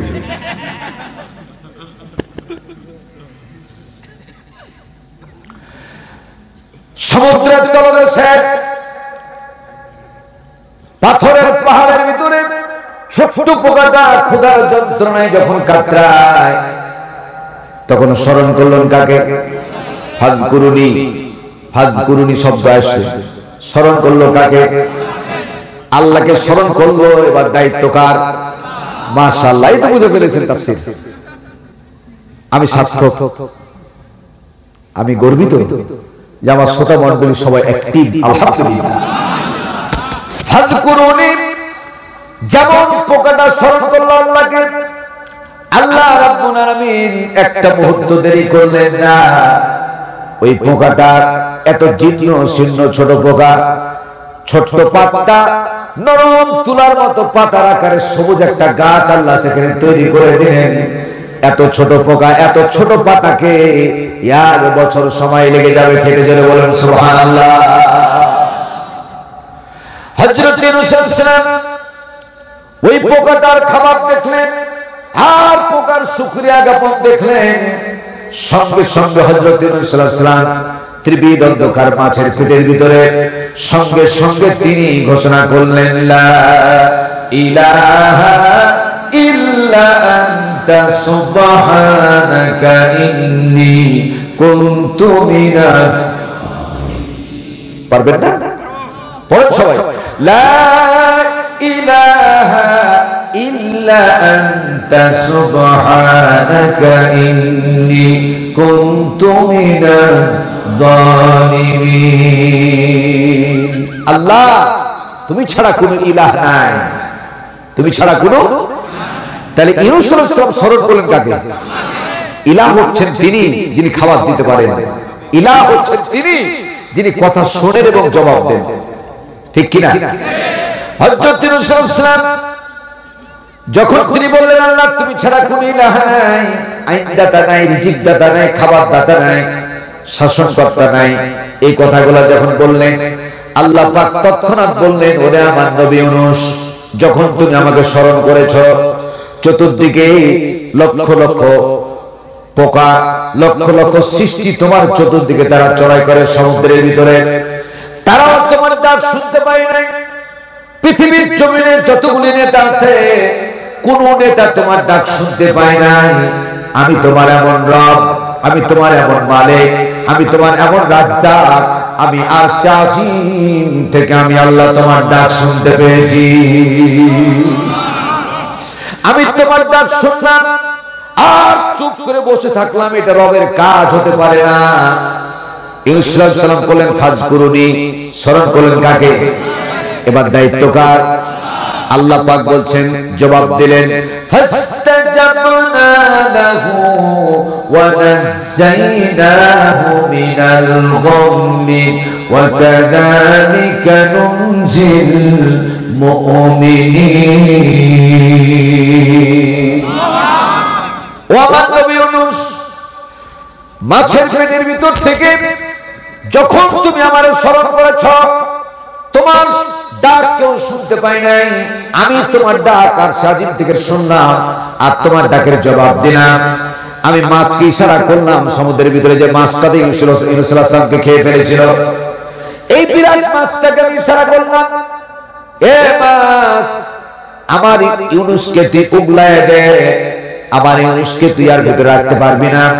তৎক্ষণাৎ সমুদ্রের তলদেশে মাছ এরকম উলটপালট শুরু করে, তার কারণ ইউনূসকে উগলাবার জন্য চেষ্টা করে শুরু করে দিল। আল্লাহ পাক বলছে, দাঁড়া দাঁড়া, তাড়াহুড়া করার দরকার নাই। সমুদ্রের এত তলদেশে আমার নবী ইউনূসকে যদি উগলাই দিস, পানির ভিতরে দিশাহারা হয়ে যাবে, ব্যাকুল হয়ে যাবে, বড় বিপদে পড়ে যাবে। কিন্তু আমার ইউনূস সম্পর্কে জেনে রাখো, আমার ইউনূস শুধু সাধারণ মানুষ না, ওয়া কানা হাক্কান আলাইনা নাসরুল মুমিনিন। আমার ইউনূস হলো একজন মুমিন বান্দা। মুমিন ছাড়া নবী বানাবে কিনা, কি করা বলেন ঠিক কিনা? আমার ইউনূস হলো মুমিন। আর কোন মুমিন যদি বিপদে পড়ে, কোন মুমিন যদি বিপদে পড়ে, মুমিন কখনো কোনদিন গাছের কাজে সাহায্য চাইবে না, মাছের কাজে সাহায্য চাইবে না, নেতার কাজে সাহায্য চাইবে না, মন্ত্রীর কাছে সাহায্য চাইবে না। মুমিন বান্দা সাহায্য চাইবে কার কাছে? কার কাছে? ওই মুমিন বান্দার জন্য আল্লাহ পাক বললেন, ওয়া কানা হাক্কান আলাইনা নাসরুল মুমিনিন। কোন মুমিন বান্দা যখন বিপদে পড়ে যায় আর আমি আল্লাহ তাআলাকে যখন স্মরণ করে দেয়, তখন ওই মুমিন বান্দাকে সাহায্য করা আমি আল্লাহর জন্য ওয়াজিব হয়ে যায়। আল্লাহ রাব্বুল আলামিন মাছকে ইশারা করলেন, সমুদ্রের ভিতরে উগলা যাবে না, পানির কিনারায় চলে যা। 72 ঘন্টার ভিতরে পরিবেশ তৈরি হয়ে গেল। হযরত ইউনূস আলাইহিস সালামকে উগলাবার চেষ্টা করলো পানির কিনারায়। ভেরি ইম্পর্টেন্ট পয়েন্ট, মাছের পেটের ভিতরে দীর্ঘ 40 দিন ছিলেন। মাছের পেটের পরিবেশ হলো একরকম, বাইরের পরিবেশ হলো আরেক রকম, ঠিক কিনা? সন্তান মায়ের পেটের ভিতরে যখন থাকে তখন নিরাপদে থাকে একটা পরিবেশে, আর যখন বাইরে আসে ওই মুহূর্তে পরিবেশটা আলাদা হয়ে যায়, ঠিক কিনা? হযরত ইউনূস আলাইহিস সালাম মাছের পেটের মধ্যে ছিলেন, গোটা দেহটা আটার মতো হয়ে গেছে। একটা মাছি যদি বসে, শরীরে জাম পড়ে যাবে, শরীরে ফোসা পড়ে যাবে। এই জাম যাতে পড়তে না পারে, তাকান আমার দিকে। একজন বাচ্চা হলে বাচ্চাকে সুন্দর করে ঢাইকা তুলার মধ্যে নিয়ে সুন্দর কাপড় দিয়ে মুছে তার তদবির করা আপনজনেরা, ঠিক না? ঠিক। কিন্তু ইউনূস আলাইহিস সালাম যেখানে উগলাইল, মা ছিল না, বাবা ছিল না, আপনজন ছিল না, কেউ ছিল না, একমাত্র শুধুমাত্র আমার রব ছাড়া ওখানে সাহায্য করার মতো কেউ ছিল না। এই জন্য আল্লাহ পাক ইউনূসকে যেখানে মাছের পেট থেকে উগলায় নিলেন, সাথে সাথে এমন একটা গাছের তৈরি করে দিলেন। পৃথিবীতে একটা মাত্র গাছ আছে, যে গাছটা আপনারা সবাই 16 আনা মানুষ চিনেন। ওই গাছের নাম হলো লাউয়ের গাছ। কিসের গাছ? লাউ চিনেন কিনা? লাউ চিনেন না চিনা? পানি গরু চিনেন কিনা? দুটাই চিনেন। ডাউল দিয়ে খুব মজা করে খায়, ঠিক কিনা? এই লাউয়ের পাতার উপরে পৃথিবীর বিজ্ঞানীরা প্রমাণ করেছে লক্ষ লক্ষ কিলো পরিমাণে, লক্ষ লক্ষ এরকম পরিমাণ জামগুলি নিয়ে ওই পাতাতে যদি কোনো পোকা পড়ে যায়, 3.5 সেকেন্ডের ভিতরে তার জাম নষ্ট হয়ে যাবে। আসতে বলেন হযরত ইউনূস আলাইহিস সালামকে যেখানে উগলাইল, এই পানি কদুর একটা গাছ আল্লাহ তৈরি করে দিলেন। ওই গাছের পাতা দিয়ে ঢেকে রেখে দিলেন, যাতে করে কোনো মশা, কোনো মাছি আমার নবী ইউনূসকে যাতে আক্রমণ করতে না পারে। ভাইরা আমার, ইউনূস আলাইহিস সালাম স্মরণ করলেন কাকে? সাহায্য করলেন কে? আপনারা যদি ধৈর্য ধরতে পারেন, আর মাত্র একজন নবীর ছোট্ট ইতিহাস আপনাদের সামনে আমি বলবো কিনা? এই পৃথিবীর সৌন্দর্যকে 3 ভাগ করে একাই 2 ভাগ আল্লাহ তাআলা যে নবীকে দান করেছিলেন, তিনি হচ্ছেন হযরত ইউসুফ আলাইহিস সালাতু ওয়াস সালাম, ঠিক কিনা? ফাযকুরুনি আযকুরুকুম, মনে রাখবেন, এই কথার উপরে চলছে। হযরত ইউসুফ আলাইহিস সালামকে ভাইরা ষড়যন্ত্র করে বাবার কাছ থেকে যখন হত্যা করার জন্য বের করে নিয়ে গেল, ভাইকে হত্যা করার জন্য নিয়ে গেল। বাবা ইয়াকুব আলাইহিস সালাম জানেন আমার সন্তানের সাথে কি করবে, কিন্তু তাদের তর্কের কাছে, যুক্তির কাছে বাবাও হার মেনে গেলেন। ভাইকে তারা নিয়ে যাবে, ফল ফলারি খাওয়াবে, এই কথা বলে নিয়ে গেল। কিন্তু আসলে উদ্দেশ্য তাদের ভালো না, উদ্দেশ্য হলো খারাপ, ঠিক না বেঠিক? হযরত ইউসুফ আলাইহিস সালামকে নিয়ে যখন বের হলেন, জাস্ট এক্সাম্পল, এখান থেকে বের হয় ওই যে মসজিদের গেটের সামনে ওই রোডে যেমন উঠেছে, ভাইরা আমার, বাবাজিরা আমার, বা এখানে মহারাজপুর কিন্তু কোরআন হাদিসে না, একটা এক্সাম্পল দিলাম। ওই মসজিদের রোডে যখন উঠলো, এই দিকে হযরত ইয়াকুব আলাইহিস সালাম দরজা, দুটা দরজাতে পাশে দাঁড়ায়া একটা দরজার উপরে বাম হাত দিলেন আর দাঁড়িয়ে আছেন। বাবার চোখ দিয়ে তরতর করে পানি পড়ে। ওই রোডের কাছে যতদূর পর্যন্ত যেমন গিয়েছে, হযরত ইউসুফের পিছন দিক থেকে একটা ভাই একটা লাথি মারলো। ইয়াকুব আলাইহিস সালাম নিজের চোখে দেখলেন। আর এক ভাইয়ের কাছে গিয়ে বলল, ভাই কি অপরাধ করলাম, হাঁটতেই তো আছি, কি জন্য ভাই আমাকে মারলো? যার কাছে বললো ওই ভাই আবার আরেকটা লাথি মেরেছে। যাকে বলে সেই লাথি মারে। এক পর্যায়ে এমন করে একজন লাথি মেরেছে, সেজ ভাই ওই মুহূর্তে তার মুখটা বাড়ির দিকে ঘুরে গেল, পিছনের দিকে ঘুরে গেল। বাবা এক হাত দিয়া দরজার চোকার ধরে আছেন, আর এক হাত দিয়ে চোখের পানি মুছছেন। হযরত ইউসুফ যখন এই দিকে লাথি খেয়ে মুখটার দিকে ঘুরে গেছে, হযরত ইয়াকুব আলাইহিস সালাম তাকার আমার দিকে, আঙ্গুলটার নাম কি? শাহাদাত আঙ্গুল। এই আঙ্গুলটা উপর দিকে করে আছে আর ইশারা করে বললেন, হযরত ইয়াকুব আলাইহিস সালাম আঙ্গুলটা দেখালেন আর বললেন, ওরে আমার কলিজার টুকরা ইউসুফ, আমি জানি তোমার প্রতি নির্যাতন আসবে, জুলুম আসবে, অত্যাচার আসবে, কিন্তু যত বড় জুলুম আসুক না কেন, এক আঙ্গুল দ্বারা ইশারা করে বুঝাই দিলেন, যত বড় বিপদ আসুক না কেন, কোন অবস্থাতে এক আল্লাহর শরণ ভুলে যাবে না।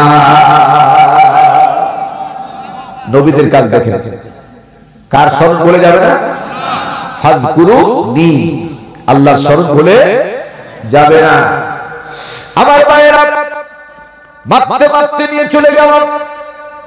এক পর্যায়ে কেনানের যে কুয়ার পাশে নিয়ে গিয়ে বললে, কোন ভাই আবদার করলো একে মেরে হবে না, শাস্তি দিতে হলে কেনানের 44 হাত গভীর কুয়া, এই কুয়ার মধ্যে তাকে নিক্ষেপ করে দাও, ফেলে দাও। সব একই রকম, মত একটাই হয়ে গেল, তাকে কুয়ার মধ্যে ফেলে দেওয়া হবে। মেজো ভাইয়ের কলিজার মধ্যে আল্লাহ তাআলা দয়া ঢেলে দিলেন। কি ঢেলে দিলেন? দয়া ঢেলে দিলেন।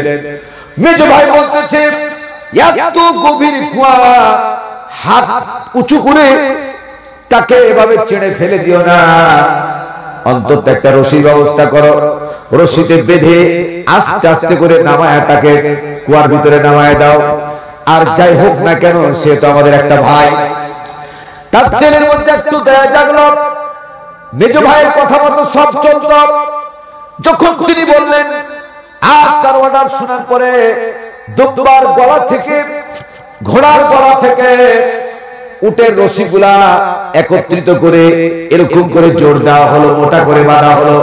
তার কারণ হলো তাফসিরে কাবির, তাফসিরে বাইদাবি, তাফসিরে কুরতুবি, তাফসিরে ফি জিলালিল কোরআন, এই চারটা তাফসিরের সমন্বয়ে আমি দেখেছি, যেদিন ইউসুফ আলাইহিস সালামকে কুয়ায় ফেলতে গিয়েছিল, সেদিন তার বয়স ছিল 9 বছর 6 মাস 3 দিন, আর তার ওজন ছিল 3.5 মণ থেকে 3.5 মণ।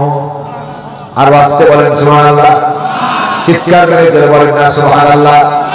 3.5 মণ, 9 বছরের একটা বালক। এই বালককে যেই কোনো রশি বাঁধলে তো রক্ষা করা যাবে না। রশিকে মোটা করা হলো, বেঁধে আস্তে আস্তে করে যখন নামানো শুরু করলো, ওই যে বাবা বললো এক আঙ্গুল দেখায়া, ওরে আমার কলিজার টুকরা ইউসুফ, যত বড় বিপদ আসুক না কেন, এক আল্লাহ শরণ ভুলে যাবে, এক আল্লাহ শরণ ভুলে যাবে না। ফাযকুরুনি, কাকে স্মরণ করবে? ঠিক আছে, তাফসীর ঠিক আছে। ভাইরা আমার, বাবাজিরা আমার, হযরত ইউসুফ আলাইহিস সালামকে যখন নামাচ্ছে এক আল্লাহকে স্মরণ করা শুরু করে দিলেন। আল্লাহ রাব্বুল আলামিন তৎক্ষণাৎ জিবরাইলকে ডাক দিলেন, জিবরাইল আমার ইউসুফ আমাকে স্মরণ করেছে, আর মাত্র কয়েকটা সেকেন্ডের মধ্যে পানি স্পর্শ করবে। কুয়ার অর্ধেকটা নামিয়ে দিয়েছে। এই মুহূর্তে ওই কেনানের কুয়া থেকে আমার আরশে আজিমের দূরত্ব হলো ৭,৫০০ বছরের রাস্তা। আর একটু জোরে বলা যায় না সুবহানাল্লাহ? ৭,৫০০ বছর রাস্তা, আর মাত্র কয়েক সেকেন্ডের মধ্যে ইউসুফকে পানিতে চুবড়াই দিবেন, নামিয়ে দিবেন। আল্লাহ রাব্বুল আলামিন হযরত জিবরাইল সালামকে বললেন, জিবরাইল আমার ইউসুফ স্মরণ করেছে। কাকে? আমি আল্লাহকে গার্জিয়ান হিসেবে স্মরণ করেছে, রব হিসেবে স্মরণ করেছে, লালন পালন কর্তা হিসেবে স্মরণ করেছে। আমার ইউসুফ পানি স্পর্শ করার আগে জান্নাত থেকে একটা পাথর নিয়ে নাও, আর পাথরের উপরে সর্বোচ্চ মখমল, মোটা তাজা সবুজ রঙের একটা মখমল বিছিয়ে দাও। আমার ইউসুফকে তারা পানিতে ফেলার আগে ওই কেনারের কুয়াতে পাখির আকারে মুখে করে নিয়ে গিয়া এই পাথরখানা ভাসায় দিয়া এই মখমলটা সুন্দর করে বিছায় দিবে, যাতে করে ফেলার সময় নিচে পড়ার পরে আমার ইউসুফ একটা সুচ পরিমাণ, জায়গা পরিমাণ কোনো কষ্ট না পায়।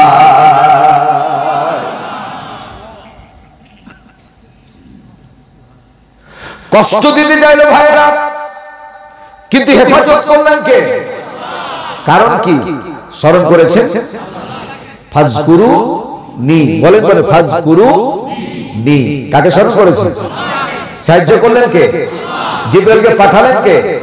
জান্নাতে মখমল দেওয়ার অর্ডার দিলেন কে? আমার ভাইরা, আল্লাহ রাব্বুল আলামিন জিবরাইলকে অর্ডার করে দিলেন। এই ভাইরা কুয়ার ভিতরে তাকে ফেলার পরে ওরা যখন বাড়িতে গেল তখন পর্যায়ক্রমে কুয়াটা পাহারা দেওয়া শুরু করলো। বাই রোটেশন এ ভাই একদিন পাহারা দেয়, কিছুক্ষণ পাহারা দেয়, পরবর্তীতে ওই ভাই চলে যায়, নেক্সট আর একটা ভাইকে পাহারা দিয়ে দেয়। ওরা বাড়িতে বলল একটা ছাগলের ছোট বাচ্চাকে জবাই করে দিল। ওই জবাইকৃত রক্তগুলা ওই ইউসুফের জামাটা খুলে নিয়া ওই রক্তগুলি চপচপা করে মাখায়া দিয়া বাবার কাছে গিয়া বলে, বাবা বড় বিপদে পড়ে গেছি। কি বিপদে? না তো আমরা ইউসুফকে এমন একটা জায়গায় সুন্দর সুন্দর ফলগুলি দিয়া ওকে কোথায় দড়িয়ে বাড়াবে, রোদের কোথায় যাবে এই চিন্তা করে এক জায়গায় বসে রাখছিলাম। কিন্তু আমরা যেমন উট আর দুম্বা গুলা ঘেটতে গিয়েছি, দূরে দূরে আমরা চলে গিয়েছি, ওই ফাঁকে নেকড়ে বাঘ সুযোগ পেয়ে আপনার কলিজার টুকরা সন্তান ইউসুফকে খেয়ে ফেলেছে।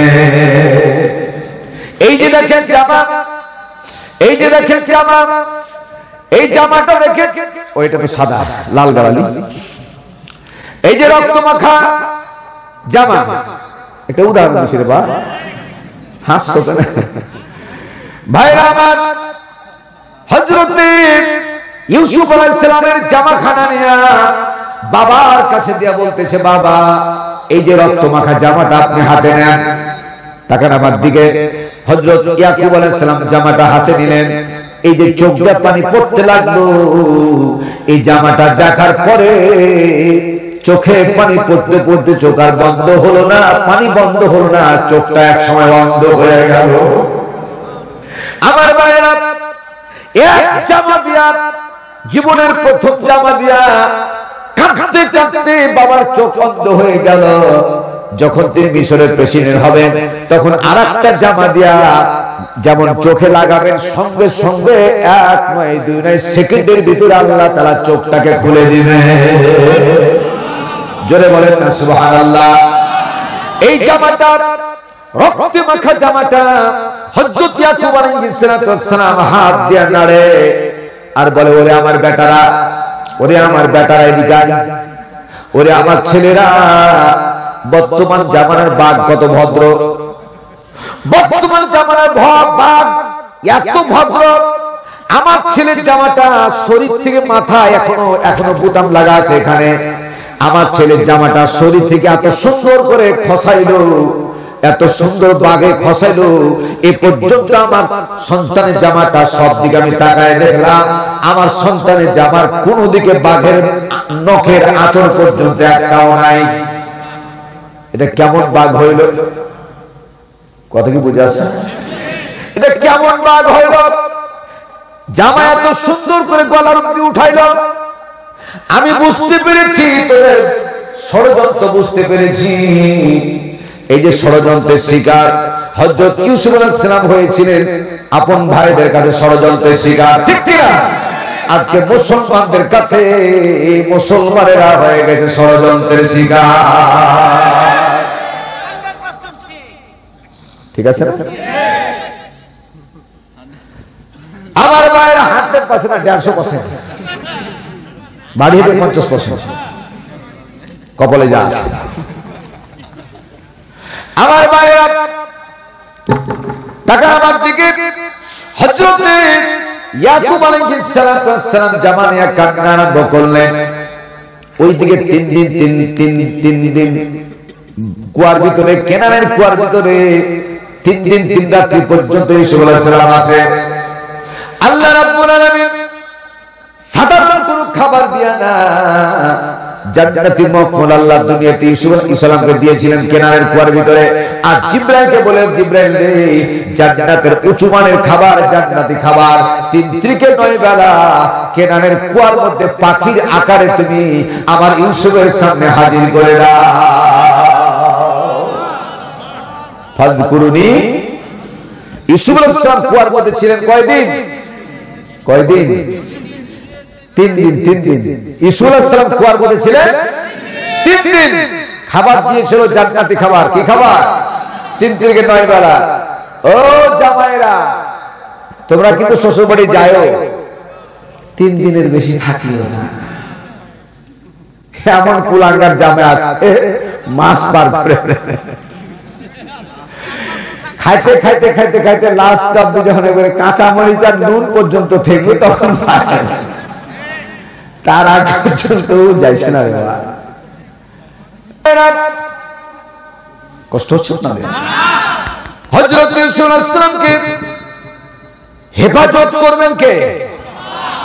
ইউসুফ আলাইহিস সালাম সাহায্য চেয়েছেন কার কাছে? দেখেন হযরত ইউসুফ আলাইহিস সালাম 3 থেকে 9 বেলা খাওয়া হয়ে গেছে। ওখান থেকে একটা ব্যবসায়িক দল যাচ্ছিল। ওই সরদারের নাম হলো মালিক সদাগর। কি সদাগর? বলেন বলেন। মালিক সদাগর। কি সদাগর? মালিক সদাগর। ওর দলের ভিতরে 52টা লোক ছিল। যেরকম কয়টা? 52টা লোক ছিল। ওই লোকের ভিতরে কেনানের কুয়ার পাশে গিয়া সন্ধ্যা লেগে যায়, সেখানে রাত্রি যাপন করবে। যেহেতু কুয়া আছে, খাবার তৈরি করতে গেলে পানির প্রয়োজন, ঠিক কিনা? চিৎকার মেরে বলেন ঠিক কিনা? ভাইরা আমার, যুদ্ধের নামক একজন ব্যক্তি অত্যন্ত হৃষ্টপুষ্ট ওই কুয়াতে। তাকান আমার দিকে। আমাদের এলাকায় এখন থেকে 10-20 বছর আগে কুয়াতে যখন কুয়া ঝালাতো তখন এরকম একটা ফিরকি থাকতো। ঘিন্নি ফিরকি, আচ্ছা ঘিন্নি ফিরনি যাই হোক, বুঝতে পারছি কিনা? বুঝা গেলেই হলো রে বা। হযরত ইউসুফ আলাইহিস সালাম যে কুয়ার মধ্যে ফেলেছে ফেলা হয়েছিল, ওই কুয়াতে কিন্তু ঘিন্নি ছিল। যুদ্ধদিন যখন নামার জন্য ওই কুয়াতে বালতি নামাতো, 45 থেকে 50 লিটার পানি ধরতো। যুদ্ধদিন যখন বালতি নামিয়ে দিয়েছে, গভীর কুয়ার কারণে অনেকক্ষণ ঝিকড়াঝিকড়ি করা লাগে, ডুবে না, তাড়াতাড়ি ডুবে না। কিন্তু সেদিন যেমন বালতি নামিয়েছে, একটা সেকেন্ড দেরি হয় নাই। বালতি এত ভারী কেন? এত ভারী কেন? যুদ্ধদিন টানতে পারে না। আয় আয়, ও ভাইরা কে কোথায় আছিস? আয়, আমি আর টানতে পারি না, আমি মরে গেলাম, শরীর ঘেমে গেছে, আমি টানতে পারি না। এত ভারী লাগে কেন? কোথায় 45 কেজি আর কোথায় 3.5 মণ। আমার ভাইরা তাড়াতাড়ি করে 2-3 জন এসে রশি ধরে টানাটানি শুরু করলো। এক পর্যায়ে একজন ব্যক্তি বলতেছে, কি ব্যাপার এত ভারী কেন? যেমন মাথাটা কেনারের কুয়ার ভিতরে কুমত পেতে তাকায় রেখেছে। যুদ্ধিন রে, তোর কুয়া থেকে বালতিটা আজকে একটা ফোঁটা পানি উঠে নাই। দেখ দেখ তাকায় দেখ, আজকে কেনারের কুয়ায় তোর বালতিতে আমি দেখতে পেলাম পূর্ণিমার চাঁদ বসে আছে।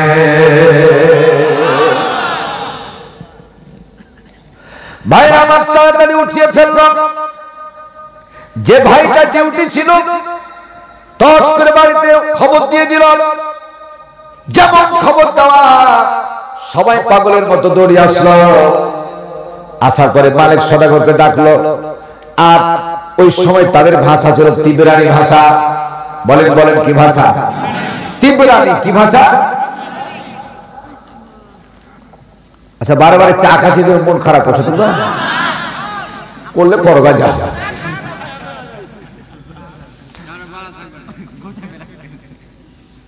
আমার ভাইরা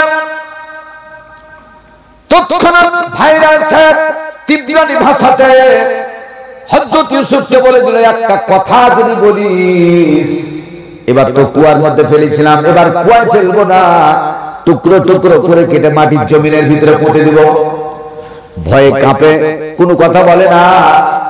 মালিক সদাগরকে ডাকা হলো। তাদেরকে ডাক দিতে হলো, তোমাদের সর্দারকে ডাকো। তোমাদের সর্দারের নাম কিনা তো মালিক সদাগর। ওকে ডাকে নিয়ে আসেন।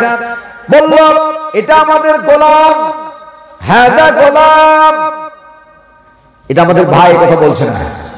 এটা আমাদের বাড়ির গোলাম, বাড়ির খাদেম, বাড়ির চাকর। অত্যন্ত দুষ্টু। শাস্তি দেওয়ার কারণে তাকে কুয়ায় ফেলেছিলাম। উঠিয়ে নেওয়া যখন হলো, তখন তোমাদের সাথে তাকে বিক্রি করে দিব।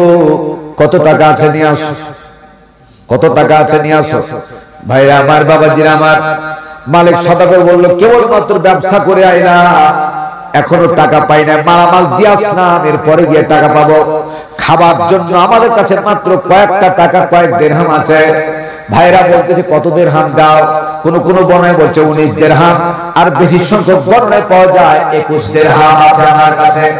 ভাইরা বলছে, দমদার করবো না, 21 দিরহাম দিয়া আমাদের দুষ্ট গোলামটাকে কিনে তুমি মিশরে নিয়ে চলে যাও।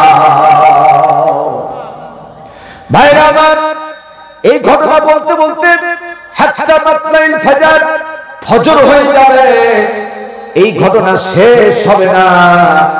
প্রকৃতপক্ষে জায়গা আমি ফিরে চলে যাই।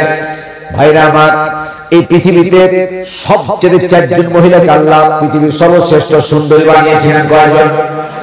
কথা জোরে বলা লাগবে, কয়জন? এক নাম্বার হচ্ছে হযরত মা হাওয়া আলাইহিস সালাম। এক নাম্বার হযরত মা হাওয়া, এক নম্বর পৃথিবীর সবচেয়ে সুন্দরী নারী। 2 নম্বরে হলো মা জুলাইখা। 2 নম্বরে, কথা বলে না কেন? 2 নম্বরে জুলাইখা, 3 নম্বরে হযরত মা ফাতিমাতুজ জোহরা রাদিয়াল্লাহু তাআলা আনহা। আমার ভাইরা, এই যে 2 নম্বরে হলো জুলেখা। জুলেখার ওই বাড়িতে নিয়ে যাওয়া হলো। কেমন করে নিয়ে যাওয়া হলো? এখানে প্রায় 9 বছরের ঘটনা থেকে গেল। কত বছরের? 9 বছরের ঘটনা থেকে গেল। 9 বছরের ঘটনা বাইপাস করে চলে গেলাম ফাতকুরুনি আনকুরুকুম। এখানে 9 বছর পর্যন্ত থাকার পরে জুলেখা পাগল পাড়া হয়ে যায়। এমন পাগল পাড়া কি পরিমাণে হয়, দিস ইজ ফাইনাল ডিসিশন। একদিন দেখলো হযরত ইউসুফ বাড়িতে এসে মনিবকে খোঁজে, মনিব মনিব, ইয়া মনিব কই? ওই মুহূর্তে বাড়িতে কেউ ছিল না। ওই মুহূর্তে জুলেখা ইশারা দিয়ে ডাকলো, এদিকে আসো ইউসুফ, এদিকে আসো। জুলেখা যেমন সুন্দর, ইউসুফও সুন্দর। হযরত ইউসুফকে উপরে ডেকে নিয়ে, ওই বাদশার বাড়ি ছিল, কোন কোন বর্ণনায় পাওয়া যায় 12 তালা, কোন কোন বর্ণনায় পাওয়া যায় 21 তালা। 12 তালার বর্ণনাটা আজকে আমি বলবো। ভাইরা আমার, হযরত ইউসুফকে জুলেখা একাই পেয়ে এরকম করে ঘরের ভিতরে নিয়ে গেল। যতটা ঘর পার হয় ততটা ঘরে বড় বড় তালা মেরে দেয়। কি মেরে দেয়? আরো জোরে, তালা মেরে দেয়। এইরকম করতে করতে 12 নম্বর ঘরের ভিতরে নিয়ে গেল, 12 নম্বর তালা মেরে দিল। তালা মারার পরে ঘর বন্ধ। কয় নাম্বার ঘর? জোর জোরে করে বল, কয় নাম্বার ঘর? 12 নম্বর ঘরে নিয়ে যাওয়ার পরে জুলেখা তাকানে দিকে এরকম করে তার সমস্ত শরীর থেকে পোশাকগুলি খোলা শুরু করলো। শুধু খুললো না, 100% উলঙ্গ হয়ে গেল। চিৎকার করে বলেন নাউজুবিল্লাহ। আর ওখানে ছিল একটা মূর্তি, ঘরের মধ্যে একটা না দুইটা না বেশ কয়েকটা মূর্তি ছিল। 12 তলা বিশিষ্ট ঘরের ভিতরে অসংখ্য মূর্তির ভিতরে সবচেয়ে বড় মূর্তিটা জুলেখা নিজের শরীরের কাপড়গুলি খুলে খুলে মূর্তিটাকে ঢাকে। হযরত ইউসুফ আলাইহিস সালাম বললেন, বেগম মনি বাবা, এটা তো তৈরি করা মূর্তি, পাথরের মূর্তি, এটাকে ঢেকে লাভ কি? জুলেখা বলতেছে, তুমি বুঝো না, তুমি ছোট মানুষ, তুমি বুঝবা না, খবরদার এলাকার মূর্তি বলবা না। এটা হলো আমার মনিব, এটা আমার, বলেন নাউজুবিল্লাহ। একে আমি ঢাকছি কারণে এই মুহূর্তে আমার দিস ইজ ফাইনাল ডিসিশন, চূড়ান্ত ফয়সালা এসে গেছে, তোমার সাথে কুচরিতাত্মে লিপ্ত হয়ে যাব। যার কারণে মূর্তিকে আমি আমার গোলাম, আমার মনিবকে আমি ঢেকে দিলাম, যাতে তোমার সাথে আমি যা করি মূর্তিতে আমার গোলামকে বলে মনিব যেন দেখতে না পায়। কিছু বলবেন না? একবারে কলার গাছের মতো বসে আছেন, কিছু বলছেন না, কাম কেমন হলো? ভাইরা আমার, বাবাজিরা আমার, হযরত ইউসুফ আলাইহিস সালাম বলতেছে, বেগম মনি বাবা, এই মূর্তিকে ঢাকলেও দেখতে পাবে না, না ঢাকলেও দেখতে পাবে না। কথা বলেন, জোরে কথা বলেন। একে ঢেকে কোনো লাভ নাই, ঢাকলেও দেখতে পাবে না, না ঢাকলেও দেখতে পাবে না। ভাইরা আমার, কিছুক্ষণ অপেক্ষা করার পরে হযরত ইউসুফ আলাইহিস সালাম উনজুরিলা সামায়ে ঘরের ভিতর থেকে তাকালেন আকাশের দিকে, উপর দিকে। কোন দিকে? জোরে জোরে। উপর দিকে তাকার অর্থ স্মরণ করলেন কাকে? আল্লাহ রাব্বুল আলামিন। হযরত ইউসুফ আলাইহিস সালাম এখনো নবুয়তি পান নাই। হযরত জিবরাইল আলাইহিস সালাম আসবেন না। ওহী গায়রে মাতলু, ওহী হলো দুই প্রকার, একটা হলো ওহী মাতলু, আর একটা হলো ওহী গায়রে মাতলু। ভাবের উদ্রেক করে ইশারা করে দিলেন, ইউসুফ রে, দেরি করিও না, দৌড় মারবা। দরজার দিকে ইউসুফ তাকাচ্ছে, যেমন তিনি তাকাইছে ওই মুহূর্তে জুলেখা বলছে, খিলখিল করে হেসে বলছে, তাকিয়ে লাভ নাই, দেখতে কি পাও না 5 কেজি 6 কেজি তালা মারা আছে? এত বড় বড় তালা মারা তোমার চোখে কি পড়ে না? দ্বিতীয় নাম্বার ওহী নাজিল হয়ে গেল, ও আমার ইউসুফ, চিন্তা করো না, ওই দরজা পর্যন্ত দৌড়িয়ে যাওয়ার ডিউটি হলো তোমার, এই দরজাকে চুরপুচার করে ভেঙে খান খান করে ভেঙে বের করার দায়িত্ব হলো আমি আল্লাহ। হযরত ইউসুফ আলাইহিস সালাম, বিসমিল্লাহি তাওয়াক্কালতু আলাল্লাহ, হাসবুনাল্লাহু নি'মাল ওয়াকিল, নি'মাল মাওলা ওয়া নি'মান নাসীর। তাওয়াক্কুল করলেন কার প্রতি? হযরত ইউসুফ আলাইহিস সালাম আল্লাহর প্রতি তাওয়াক্কুল করে চোরে যেমন দৌড় মারলেন। মোট তালা মারছিল কয় ঘরে? মাশাআল্লাহ 12টা, একটা একটা করে 11টা পর্যন্ত তালা খুলে গেল। কয়টা তালা খুললো? 11টা তালা খুলে গেল। 12 নাম্বার তালা খুললো না, বন্ধ হয়ে থাকলো। 22 মিনিট পরে তালাটা খুলে যাবে, এমনি খুলে যাবে। ভাইরা আমার, 12 নাম্বার ঘরের মধ্যে গিয়া হযরত ইউসুফ আলাইহিস সালাম এরকম করে ভিতর সন্ত্রস্ত হয়ে ম্যাটার অফ প্রেস্টিজ এরকম করে কাঁপছা দাঁড়িয়ে আছে। আর পিছন পিছন জুলেখা 100% উলঙ্গ হয়ে তার পিছনে এক জায়গায় দাঁড়িয়ে আছে। আমার ভাইরা, ইতিবছরে ঘরের মধ্যে রয়েছে দুইজন, হযরত ইউসুফ আলাইহিস সালাম আর জুলেখা। ঘরের বাইরে একজন দাঁড়িয়ে আছেন, যিনি হলেন জুলেখার স্বামী, আজ যে মিশরের প্রেসিডেন্ট।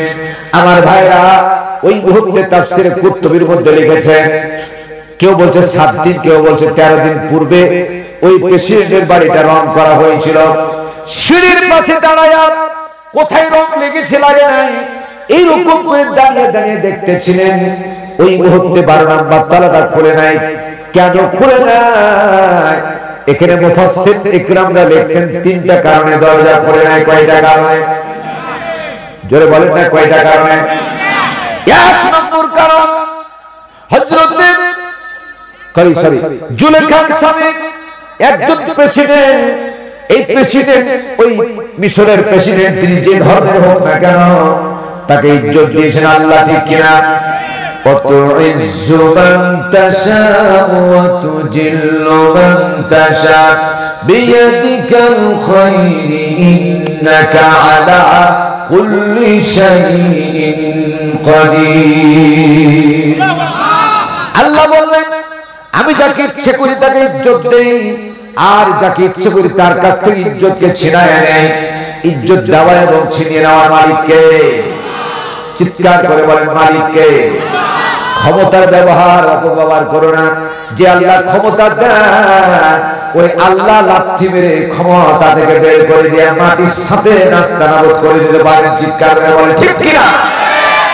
হযরত ইউসুফ আর জুলেখা ভিতরে, আর বাইরে আজ মেসের জুলেখার স্বামী দাঁড়িয়ে আছে। যেহেতু প্রেসিডেন্ট ইউসুফ আলাইহিস সালাম যদি 12 নম্বর তালা খোলা থাকতো তিনি বাইরে দৌড় মেরে চলে যেতেন। পিছন পিছন চার স্ত্রী জুলেখা, মিশরের আজিজ মিসরের স্ত্রী, প্রেসিডেন্টের স্ত্রী তার পিছন পিছন দৌড়াতো। একজন গোলামের পিছনে, তখন তো নবুয়তি পান নাই, একজন গোলামের পিছনে একজন প্রেসিডেন্টের স্ত্রী পাগল হয়ে দৌড়ায়। প্রেসিডেন্টের মান সম্মান নষ্ট হবে কিনা? জোরে জোরে। প্রেসিডেন্টের মান সম্মানকে আল্লাহ তাআলা রক্ষা করবেন, যার কারণে 1 নাম্বার ওই দরজা খুলে নাই। জোরে বলেন সুবহানাল্লাহ। 2 নম্বর আর রিজালু কাওয়ামুনা আলান নিসা, সব সময় কর্তৃত্ব মালিকানা করবে এবং শক্তি প্রয়োগ করবে স্ত্রীর উপরে স্বামী। কথা বলেন ঠিক কিনা? আরো জোরে বলেন ঠিক কিনা?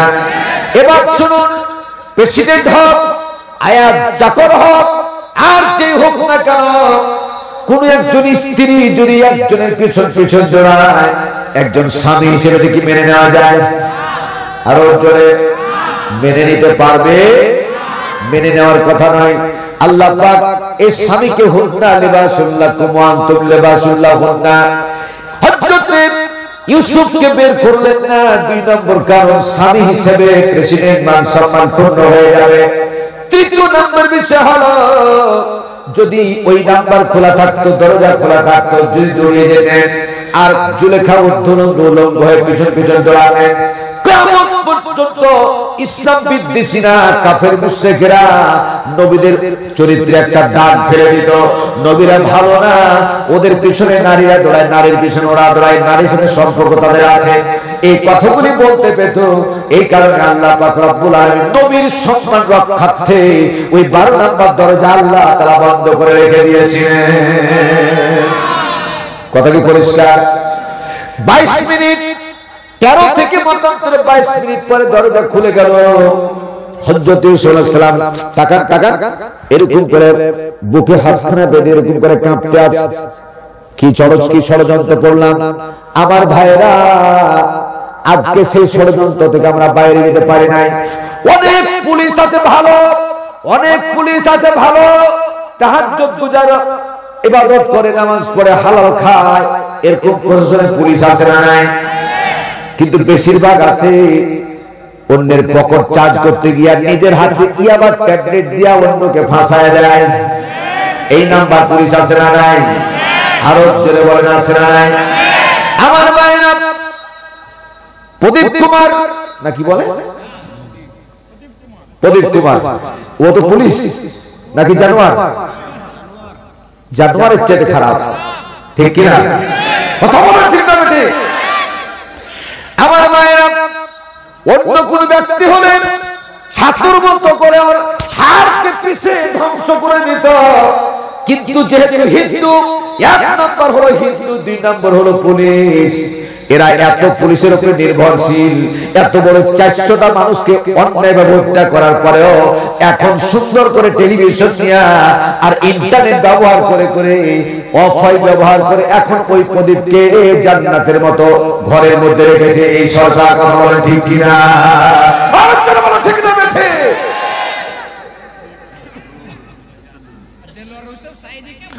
আমার মায়েরা, আমার বাবাজিরা লক্ষ্য করুন, দেখেন আমার দিকে। 12টার আগে শেষ করবো ইনশাআল্লাহ।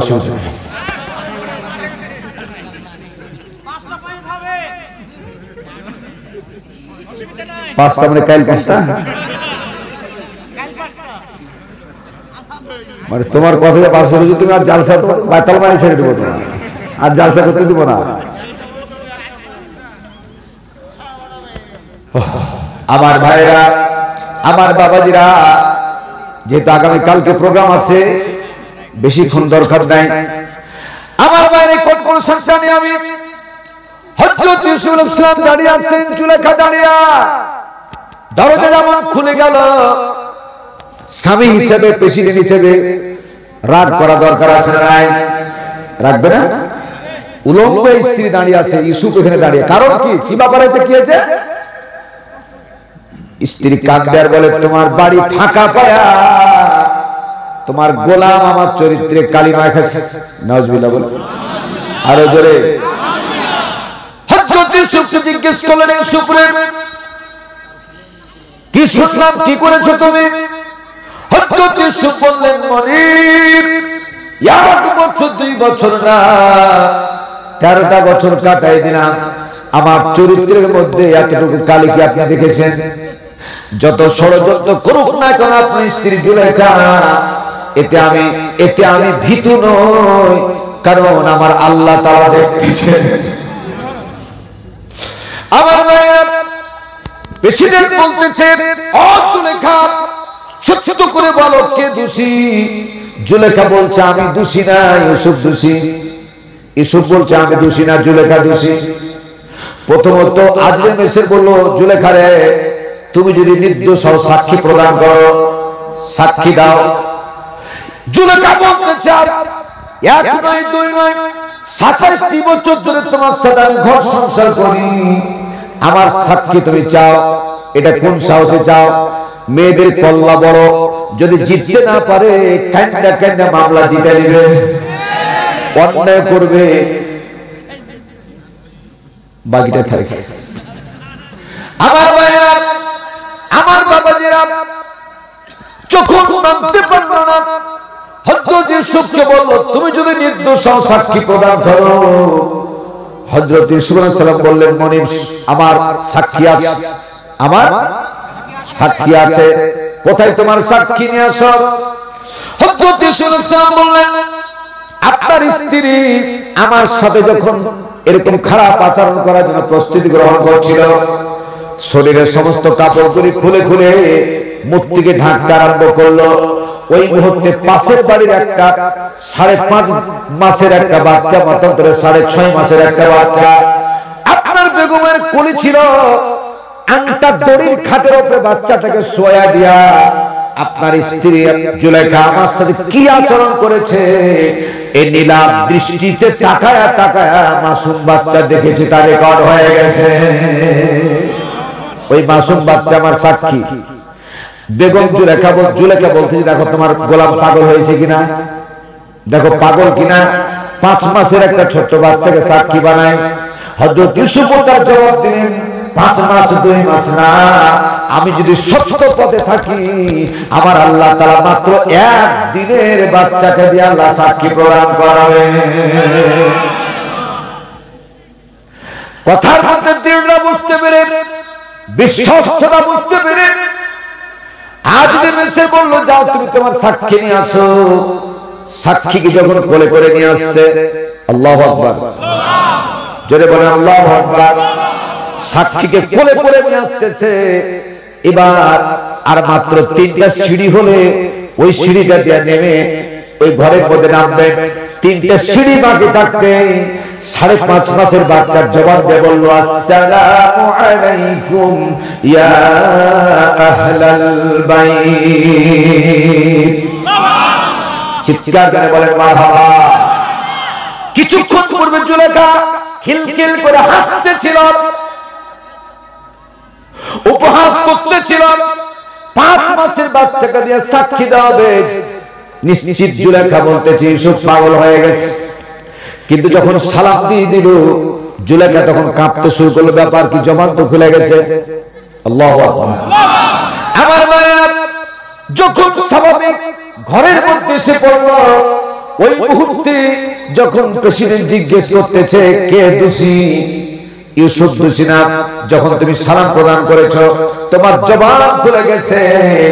এখন তুমি বলো আমার স্ত্রী জুলেখা দোষী না ইউসুফ দোষী? কে দোষী তুমি বলো। ওই মুহূর্তে মাসুম বাচ্চার জবানে যা বেরিয়েছিল আল্লাহ রাব্বুল আলামিন কোরআনে কারীমের মধ্যে কোড করে রেখে দিলেন। ওই বাচ্চা বলতে লাগলো কাবিসুহু মিন কুদ্দামিন দুবুরিন। ওরে আমার মনে, আর পৃথিবীর মিশরের প্রেসিডেন্ট কামিজ মানে জুব্বা পোশাক, আপনি কে সাক্ষী? আপনি বিচার করুন। আমি ফর্মুলা দিয়ে দিলাম। ইউসুফের শরীরের মধ্যে যে জামাটা আছে, আপনার স্ত্রীর শরীরে কোনো জামা নাই, পুরোপুরি উলঙ্গ হয়ে আছে। কিন্তু ইউসুফের শরীরের মধ্যে যে জামা, এই জামাটা আপনি পরীক্ষা করে দেখেন। দুবুরিন কুদ্দামিন দুবুরিন, তার সামনেরটা পিছনেরটা দুইটা দিক আপনি তাকাবেন।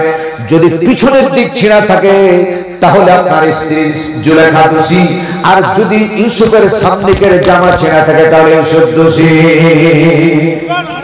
আমার মায়েরা, তৎক্ষণাৎ প্রেসিডেন্ট হযরত ইউসুফের গায়ের মধ্যে যে জামা, এই জামা পরীক্ষা করা শুরু করলেন। কারণ কোন স্ত্রীর প্রতি, কোন নারীর প্রতি যদি আপনি ঝাঁপায়া পড়েন, ওই নারী যদি অর্থাৎ ওই নারী আর পুরুষ হোক, সে যদি বাধা প্রয়োগ করে তাহলে সামনের দিক ছিড়বে। ঠিক না বেঠিক? কথা বলেন না ঠিক কিনা? ওই মুহূর্তে আমি যদি প্রোটেকশন দেই, আমি অন্যায় কাজে যাব না। আর এইরকম করে যদি কোনো পোশাক ছিঁড়ে সামনের দিক ছিঁড়ে, তাহলে বুঝতে হবে তার সামনের দিক ছিঁড়লে তার পুরুষ দোষী হবে। কিন্তু যদি পুরুষ পালায় যায় আর পিছন দিক থেকে ধরার জন্য চেষ্টা করা হয়, বিপরীত যিনি থাকবেন অবশ্যই তাকে ধরার জন্য পিছন পিছন দেওয়া হবে। কথা বলেন ঠিক না? হযরত ইউসুফের জামা পরীক্ষা করে দেখলেন ইউসুফের জামার পিছন দিক ছেঁড়া। জোরে বলুন মারহাবা। ওয়া কানা হাক্কান আলাইনা নাসরুল মুমিনিন। হযরত ইউসুফের পিছনের দিকে জামা ছেঁড়া দেখে আজ মেসের তৎক্ষণাৎ বলল জুলেখারে, মেয়েদের ষড়যন্ত্র বড় কঠিন। মেয়েদের না, এই শব্দ আছে নারীদের ষড়যন্ত্র বড় কঠিন। কথা বলেন ঠিক কিনা? আর একটু জোরে জোরে বলেন না ঠিক কিনা? নারীদের ষড়যন্ত্র বড় কঠিন, এই শব্দটা ইউজ করলেন। যেমন ইউজ করেছে, নারী চিৎকার করতে শুরু করেছে, আমি আর বাইরে, আমি ভেতরে ঢুকবো না। এই অবস্থা আমি বাইরে গিয়ে আমার স্বামীর বিরুদ্ধে মামলা দায়ের করে, আমার স্বামী আমাকে নির্যাতন করেছে। বাইরে আমার ম্যাটার অফ প্রেস্টিজ, মান সম্মানের ব্যাপার না, তুমি বাইরে যেও না, যা বলবা শুনবো। ওই মুহূর্তে জুলেখা বলতেছে আমাকে না, ইউসুফকে দোষী বানায়া তুমি এই মুহূর্তে যদি জেলখানায় না দাও, আমি তোমার 12টা বাজাবো। স্বামীকে বলছে আমি তোমার 12টা বাজাবো। এখন দুনিয়াতে অনেকগুলি স্ত্রী আছে, স্ত্রীটা হয়ে গেছে স্বামী, স্বামীটা হয়ে গেছে স্ত্রী। ঠিক কিনা? আসতে কেন বলছে তোর বল ঠিক কিনা? আমার মায়েরা, খুব বেশি ব্যাখ্যা দেওয়ার সময় নাই। হযরত ইউসুফ আলাইহিস সালাম সঙ্গে সঙ্গে আল্লাহর দরবারে দোয়া করেন, আল্লাহ এরকম খানদানি, এরকম নারীর অবস্থান থেকে হেফাজতের জন্য রব্বুল আলামিন জেলখানা তুমি আমার জন্য কবুল করে নাও। হযরত ইউসুফ আলাইহিস সালাম স্মরণ করেন কাকে? আল্লাহ তুমি জেলখানা আমাকে স্মরণ করে নাও। হযরত ইউসুফকে জেলখানায় ফয়সালা হয়ে গেল, জেলখানায় কবুল হয়ে গেল। এর দ্বারা প্রমাণিত হয়ে গেল জেলখানায় শুধু দোষী মানুষ থাকে না, নিরপরাধ লোকেরাও জেলখানায় যায়। চিৎকার করে বলেন ঠিক কিনা? আজ বাংলার জেলখানায়, আজকে বাংলাদেশের জেলখানায় আমি বলতে পারি যতটুকু অ্যানালাইসিস আমার ভিতরে আছে তাতে 80% লোক দলীয় স্বার্থে নিরাপরাধ লোককে জেলখানায় ভরে রাখা হয়েছে। কথা বলেন ঠিক কিনা? আরো জোরে বলেন ঠিক না বেঠিক? আমার বাবাজিরা আমার, আল্লাহ রাব্বুল আলামিন এই ব্যাপারে ঘোষণা করলেন ফাযকুরুনি আযকুরুকুম। বান্দারে যদি আমাকে তোমরা স্মরণ করো, যত বিপদ হোক না কেন আমি আল্লাহ রাব্বুল আলামিন সর্বাগ্রে সাহায্যের জন্য তোমার পাশে দাঁড়িয়ে যাব। আমরা এই পর্যন্ত কয়জন নবীর ইতিহাস শুনলাম? বলবেন না?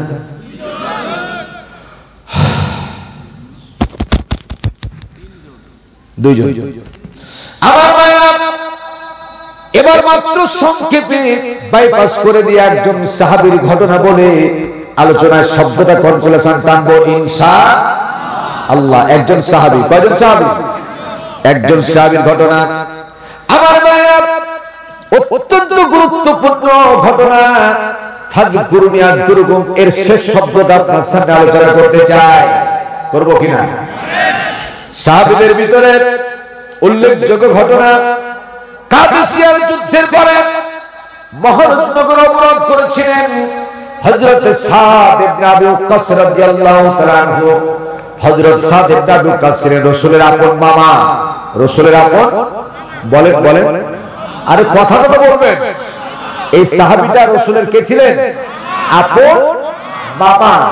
নাম সাদ ইবনে আবি ওয়াক্কাস রাদিয়াল্লাহু তাআলা আনহু। খুব গুরুত্বপূর্ণ বয়ান, শুনেন ভালো করে। জাস্ট এক্সাম্পল, আমাদের নদী যে আছে না, নদী এইদিকে তাকান, এই নদীর একটা মহারাজপুর, জাস্ট একটা ঘটনা। ওপরটা চাপে নবাবগঞ্জ ধরলিলাম। হযরত সাদ ইবনে আবি ওয়াক্কাস রাদিয়াল্লাহু তাআলা আনহু বাহারে জুলবা, দরিয়া একটা নদী, দরিয়ার এপারটা কালেমার দাওয়াত দিচ্ছেন সবার দাঁড়ে দাঁড়ে।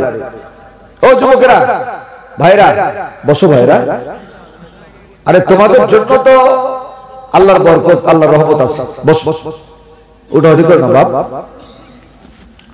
বেশিক্ষণ না, অল্পক্ষণের মধ্যে শেষ করে ফেলবো। হযরত সাদ ইবনে আবি ওয়াক্কাস রাদিয়াল্লাহু তাআলা আনহু মহারাজপুর থেকে শুরু করে সব বাড়িতে দাওয়াত দিলেন, কালেমার দাওয়াত। কিসের দাওয়াত? কিসের দাওয়াত? দাওয়াত যখন শেষ হয়ে গেল তখন ব্রিজের এই মাথায়, এই টাকা সস্তা তাফসীর না, মালামাল পকেটে নিয়ে যাবো, দিবে এমনি নিয়ে যাবো না, খাইতে নিয়ে যাবো রে বা। বুঝা গেছে কি?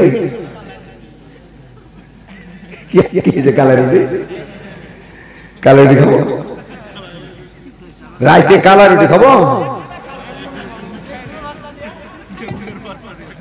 আগে কালারুটি সব খাইতাম না, এখন ঢাকা মাকা যত যা সব বুঝেছে ভালো করে। কালারুটি তো কত মজা, এখন তো ঢাকা বাংলাদেশ গোটাই লোকেরা খায়, বুঝতে পেরেছে ধনের পাতা হয়েছে। ধত্তরিকে নেহেরি বাগুনের সানা। তাহলে মহারাজপুর এই এলাকার সমস্ত মানুষের বাড়ি দাওয়াত দিয়েছে, এখন জমা হয়ে গেছে ব্রিজের এপারটা, এই চকচকটা কি বলবো যারা, 12 ঘরিয়া 13 ঘরিয়া 12 ঘরিয়ার এই জায়গায় দাঁড়িয়ে সাহাবীদের উদ্দেশ্য বলছে, সাদ ইবনে আবি ওয়াক্কাস বলতেছে, ও রাসূলের সেনাপতিরা, দাওয়াত তো এপার শেষ হয়ে গেল, তোমরা কি এখান থেকে ক্লোজ করতে চাও না ওপারেও যেতে চাও? এটা তো ব্রিজ আছে, ওখানে কিন্তু ব্রিজ ছিল না। এত স্রোত বইছে, প্রচন্ড স্রোত চলছে, কথা বুঝা যায়, রাত্রিও লেগে গেছে, স্রোতও চলছে। সাহাবীদের ভিতরে একজন বললেন, ইয়া সাইয়্যিদ, আজকে আমাদের সর্দার, ওপারে যদি আমরা না যাই, ওই নবাবগঞ্জ এলাকার লোকেরা যদি কালেমার দাওয়াত না পৌঁছে, কালেমার দাওয়াত না পৌঁছার আগে যদি তারা মারা যায়, তাহলে ওদের ব্যাপারে কিয়ামতের ময়দানে আমাদেরকে আল্লাহর দরবারে জবাবদিহি করা লাগবে। সুবহানাল্লাহ। হযরত সাদ ইবনে আবি ওয়াক্কাস রাদিয়াল্লাহু তাআলা বুঝতে পারলেন যে তোমাদের যাওয়ার ইচ্ছা আছে, কিন্তু ঠিক আছে যাও চলো, কিন্তু পারাপারের জন্য কোনো নৌকা নাই, লঞ্চ নাই, জাহাজ নাই, সাঁকো নাই, কিছু নাই, কালভেট নাই, ব্রিজ নাই, সাঁতরায় যেতে হবে। তাও রাজি। জোরে বলেন মারহাবা। হযরত সাদ ইবনে আবি ওয়াক্কাস রাদিয়াল্লাহু তাআলা বললেন আর বেশি দেরি করা যাবে না, যার যা গাঠি গুঠা আছে সব বেঁধে নিয়া, সুন্দর করে শরীরের সাথে বেঁধে নিয়া এই সমস্ত নদীর স্রোতকে উপেক্ষা করে ওপারে পার হওয়া লাগবে। জোরে বলেন মারহাবা। সমস্ত সাহাবীরা ৬০,০০০ রোমান সৈন্য নিয়া হযরত সাদ ইবনে আবি ওয়াক্কাস রাদিয়াল্লাহু তাআলা যখন পার হয়ে গেলেন, ডক্টর আল্লামা ইকবাল রহমাতুল্লাহ আলাইহি ব্যাপারে বলেছেন, দস্ত দস্তায়ে দরিয়া মে না ছোড়ে हमरे বাহার जुल्मत पे ঘোড়ে हमरे। জোরে বলেন মারহাবা। পঞ্চত্ব পন্থার আকাশ পাতাল তুমি সাক্ষী থাকো, কুলু কুলু টানে, কুলু কুলু টানে বয়ে চলা সমুদ্র পাহাড় জুলমাত অতিক্রম করে কালেমার পতাকা যেমন পারে উড্ডীন করতে চায়। আজকে গোটা পৃথিবীর মানুষ সাক্ষী থেকে যাও, ও নাস্তিকের গোষ্ঠীরা তোমরা সাক্ষী থেকে যাও। ইসলামী দলীয়রা, ইসলাম যারা মানে তারা পরিমাণে কত সংখ্যা আছে তা নয়, তারা যদি একজনও থাকে তারপরও কালেমার পতাকা পতপত করে আল্লাহর জমিনে আল্লাহ ফেরেশতাদেরকে উড়াইয়া দিবে। ঠিক কিনা? মুমিনের সাথে আল্লাহ সাহায্য আছে না নাই? ভাইরা আমার, উপরে যখন তারা চলে গেলেন, হযরত সাদ ইবনে আবি ওয়াক্কাস রাদিয়াল্লাহু তাআলা বললেন, তোমাদের সব মালামাল ঠিক আছে কি? তখন তিনজন বলল আমার একটা ঘটি নাই, আর একজন বলে একটা বাটি নাই, আর একজন বলে আমার একটা পোশাক নাই। হযরত সাদ ইবনে আবি ওয়াক্কাস রাদিয়াল্লাহু তাআলা একখানা বড় লাঠি নিলেন। এই লাঠিখানা নিয়ে ওই পাহাড়ে জুলমাত জোরে করে একটা আঘাত করলেন, আর আঘাত করে আল্লাহর দরবারে এই কথাটাই বললেন, হাসবুনাল্লাহু নি'মাল ওয়াকিল নি'মাল মাওলা ওয়া নি'মান নাসীর। যেমন আঘাত মেরেছেন আমার ভাইরা, আমার বাবাজিরা, একটা মুহূর্ত দেরি হলো না, একটা মুহূর্ত দেরি হলো না, দরিয়ার ভিতরে ঝাপটা লেগে গেল। কি হলো জি? আওয়াজ হলো কেন? দরিয়ার মধ্যে ঝাপটা লেগে গেল, আর কয়েকটা সেকেন্ডের ভিতরে ওই দরিয়াতে ঝাপটা লেগে তিনটা পদার্থ, তিনটা জিনিস হযরত সাদ ইবনে আবি ওয়াক্কাসের হাতে আল্লাহ তাআলা হাজির করে দিলেন। আরো জোরে বলেন না সুবহানাল্লাহ। জোরে জোরে বলেন না সুবহানাল্লাহ। আরো জোরে বলেন সুবহানাল্লাহ। সমস্ত মালামাল বুঝে নিয়ে ওরা যখন নবাবগঞ্জের ব্রিজ ওপারে চলে গেল, আর ওপারে যাওয়ার পরে ওপারে একটা মোড়ের নাম বলেন আমাদের যে শিবতলা, আচ্ছা না শিবতলা মোড়, এটা উদাহরণ দিচ্ছি, কোরআন হাদিস শিবতলা নাই। শিবতলা মোড়ে ওখানে যাওয়ার পরে সমস্ত সাহাবীদেরকে নিয়ে, সেনাপতিদেরকে নিয়ে হযরত সাদ ইবনে আবি ওয়াক্কাস একটা আলোচনা করলেন। রাত্রি গভীর হয়ে গেছে, এখন যদি আমরা ফর্মুলায় না আগাই তাহলে এরা চোর বলে, ডাকাত বলে আমাদেরকে তারা মেরে ফেলবে। এলাকার মানুষ যেহেতু সব ইহুদিরা, কথা কি বুঝতে পারছেন? এই জন্য ফর্মুলা হলো এই মুহূর্তে তোমরা এখানে দাঁড়াও। একটা বাড়িতে গিয়ে নক করলো, নক করে বাড়িওয়ালা ফিরে আসলো, বেরিয়ে আসলো, এবং হযরত সাদ ইবনে আবি ওয়াক্কাস রাদিয়াল্লাহু তাআলা 22 জনকে সাথে নিয়ে গেলেন। যাওয়ার পরে সমস্ত কথা খুলে বললেন, আমরা রাসূলের সাহাবী, আমরা কালেমার দাওয়াত দেওয়ার জন্য এলাকার মধ্যে এসেছি। অন্তত এলাকার মধ্যে সবচেয়ে বড় নেতা কে আছে, ওর বাড়িটা কোনটা একটু আমাদেরকে দেখায় দাও। এলাকার মানুষ ওর বাড়িটা যখন দেখায় দিল, ওই মুহূর্তে ওই বাড়ির নেতা যখন বেরিয়ে আসলো, ওই বাড়ির নেতা আর ৫-৭ জন নেতাকে নিয়ে পরামর্শ করলো, আব্দুল্লাহর বেটা মুহাম্মদের সেনাপতিকে একসঙ্গে এরকম করে পাওয়া যাবে না, যখন পেয়েছি হাতছাড়া করা যাবে না, ওদেরকে মেরে ফেলতে হবে। কেমনে মেরে ফেলবো যাতে আমাদের দোষ না হয়, এই জন্য পরিকল্পনা করে জিজ্ঞেস করলো, তোমরা আমার কাছে কি আশা করো? হযরত সাদ ইবনে আবি ওয়াক্কাস রাদিয়াল্লাহু তাআলা বললেন, আর আগামী কালকে সকালবেলা সব আলোচনা হবে ইনশাআল্লাহ। কিন্তু রাত্রিবেলা অন্তত রাত্রি যাপন করব কোন জায়গায় নিরাপদ হবে এটা আমাদেরকে দেখায় দেন, আপনারা দেখায় দেন ওই জায়গায় আমরা রাত্রি যাপন করব। ওই নেতারা একটু ভিতরে গিয়া আলাপ আলোচনা করে আসলো, এমন একটা জায়গায় তাদেরকে শুইতে দেওয়া হবে, তারা যেমন ঘুমাবে আর 1 ঘন্টার ভিতরে আফ্রিকার জঙ্গলের হাইনারা এসে সবকে যেন আক্রমণ করে খেয়ে শেষ করে দেয়, এইরকম একটা জায়গায় তাদেরকে শোয়ার বন্দোবস্ত করা লাগবে। চিৎকার করে জোরে বলেন নাউযুবিল্লাহ, আর একটু জোরে বলেন নাউযুবিল্লাহ। আল্লাহ পাক তৎক্ষণাৎ তাদের জবাবে বললেন মাকারু ওয়া মাকারাল্লাহু ওয়াল্লাহু খায়রুল মাকিরিন। ও মক্করকারীরা, তোমরা যতই মক্কর ষড়যন্ত্র করো না কেন, তোমাদের মক্কর ও ষড়যন্ত্রের চেয়ে আমার কৌশল অনেক উন্নত। ঠিক কিনা? জোরে বলো ঠিক কিনা? ভাইরা আমার, বাবাজিরা আমার, এই মাইকটা আওয়াজ নষ্ট হয়েছে, এটা ঠিক আছে। আমার বাবাজিরা দেখেন আমার দিকে, যেমন তারা ঘুমিয়ে গিয়েছেন ষড়যন্ত্র করে, বাঘ হাইনা যেখানে আছে তারা সেখানে ঘুমাইতে তাদেরকে দিয়েছে। কারণ হলো হাইনা বাঘ আছে তাদের সবাইকে তারা খেয়ে ফেলে। কথা কি বোঝা যায়? এই ষড়যন্ত্র কেউ না জানলেও কে জানে? আল্লাহু সামিউম বাসীর। আল্লাহ তাআলা সব কথা জানেন এবং শুনেন, দেখতে পান। ঠিক না বেঠিক? আল্লাহু আলিমুম বিজাতিস সুদূর, এমন কি অন্তর কি বলে এই কথাও কে জানে? যারা বলেন না কে জানে?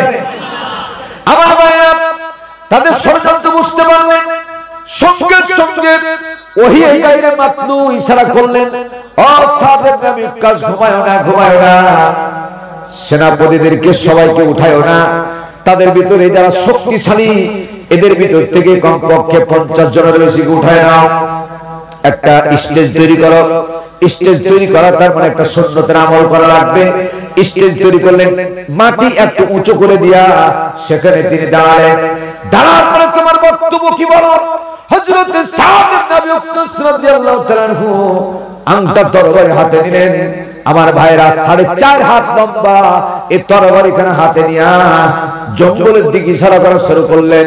ইয়া আইয়াতুহাল হাসারাতু ওয়াস-সিবা, হে জঙ্গলি হাইনারা, হে জঙ্গলি প্রাণীরা, নাহনু আসহাবু রাসূলুল্লাহ সাল্লাল্লাহু আলাইহি ওয়াসাল্লাম, আমরা গোলাম রাসূলের সাহাবী, ফাইন্না নাজিনুন, আমরা এলাকায় দাওয়াত দিতে এসেছি, কালেমার দাওয়াত দিতে এসেছি। তোমরা যদি নিরাপদে আমাদেরকে ছেড়ে এই মুহূর্তে যদি অন্যত্র না চলে যাও, ওয়াবান ওয়াজাদনা বাদাহু কাতালনাহু, কালকে সকালবেলা তোমাদের একজনকে যদি একজন দেখতে পায়, এই তরবারি দিয়ে তোমাদের ফয়সালা করা হবে। চিৎকার মেরে বলেন সুবহানাল্লাহ। আর একটু জোরে বলেন না সুবহানাল্লাহ। ওই কাফের মুশরিকেরা, ওই নেতারা দূর থেকে কথাগুলো শুনে আর খিলখিল করে হাসে। তাদের ধারণা হলো মুহাম্মদ একজন পাগল, তার এই অনুসারীরা পাগল, অন্তত মানুষের কথায় বাঘ ভালুক পালাবে, এটা আদৌ সত্য হতে পারে না।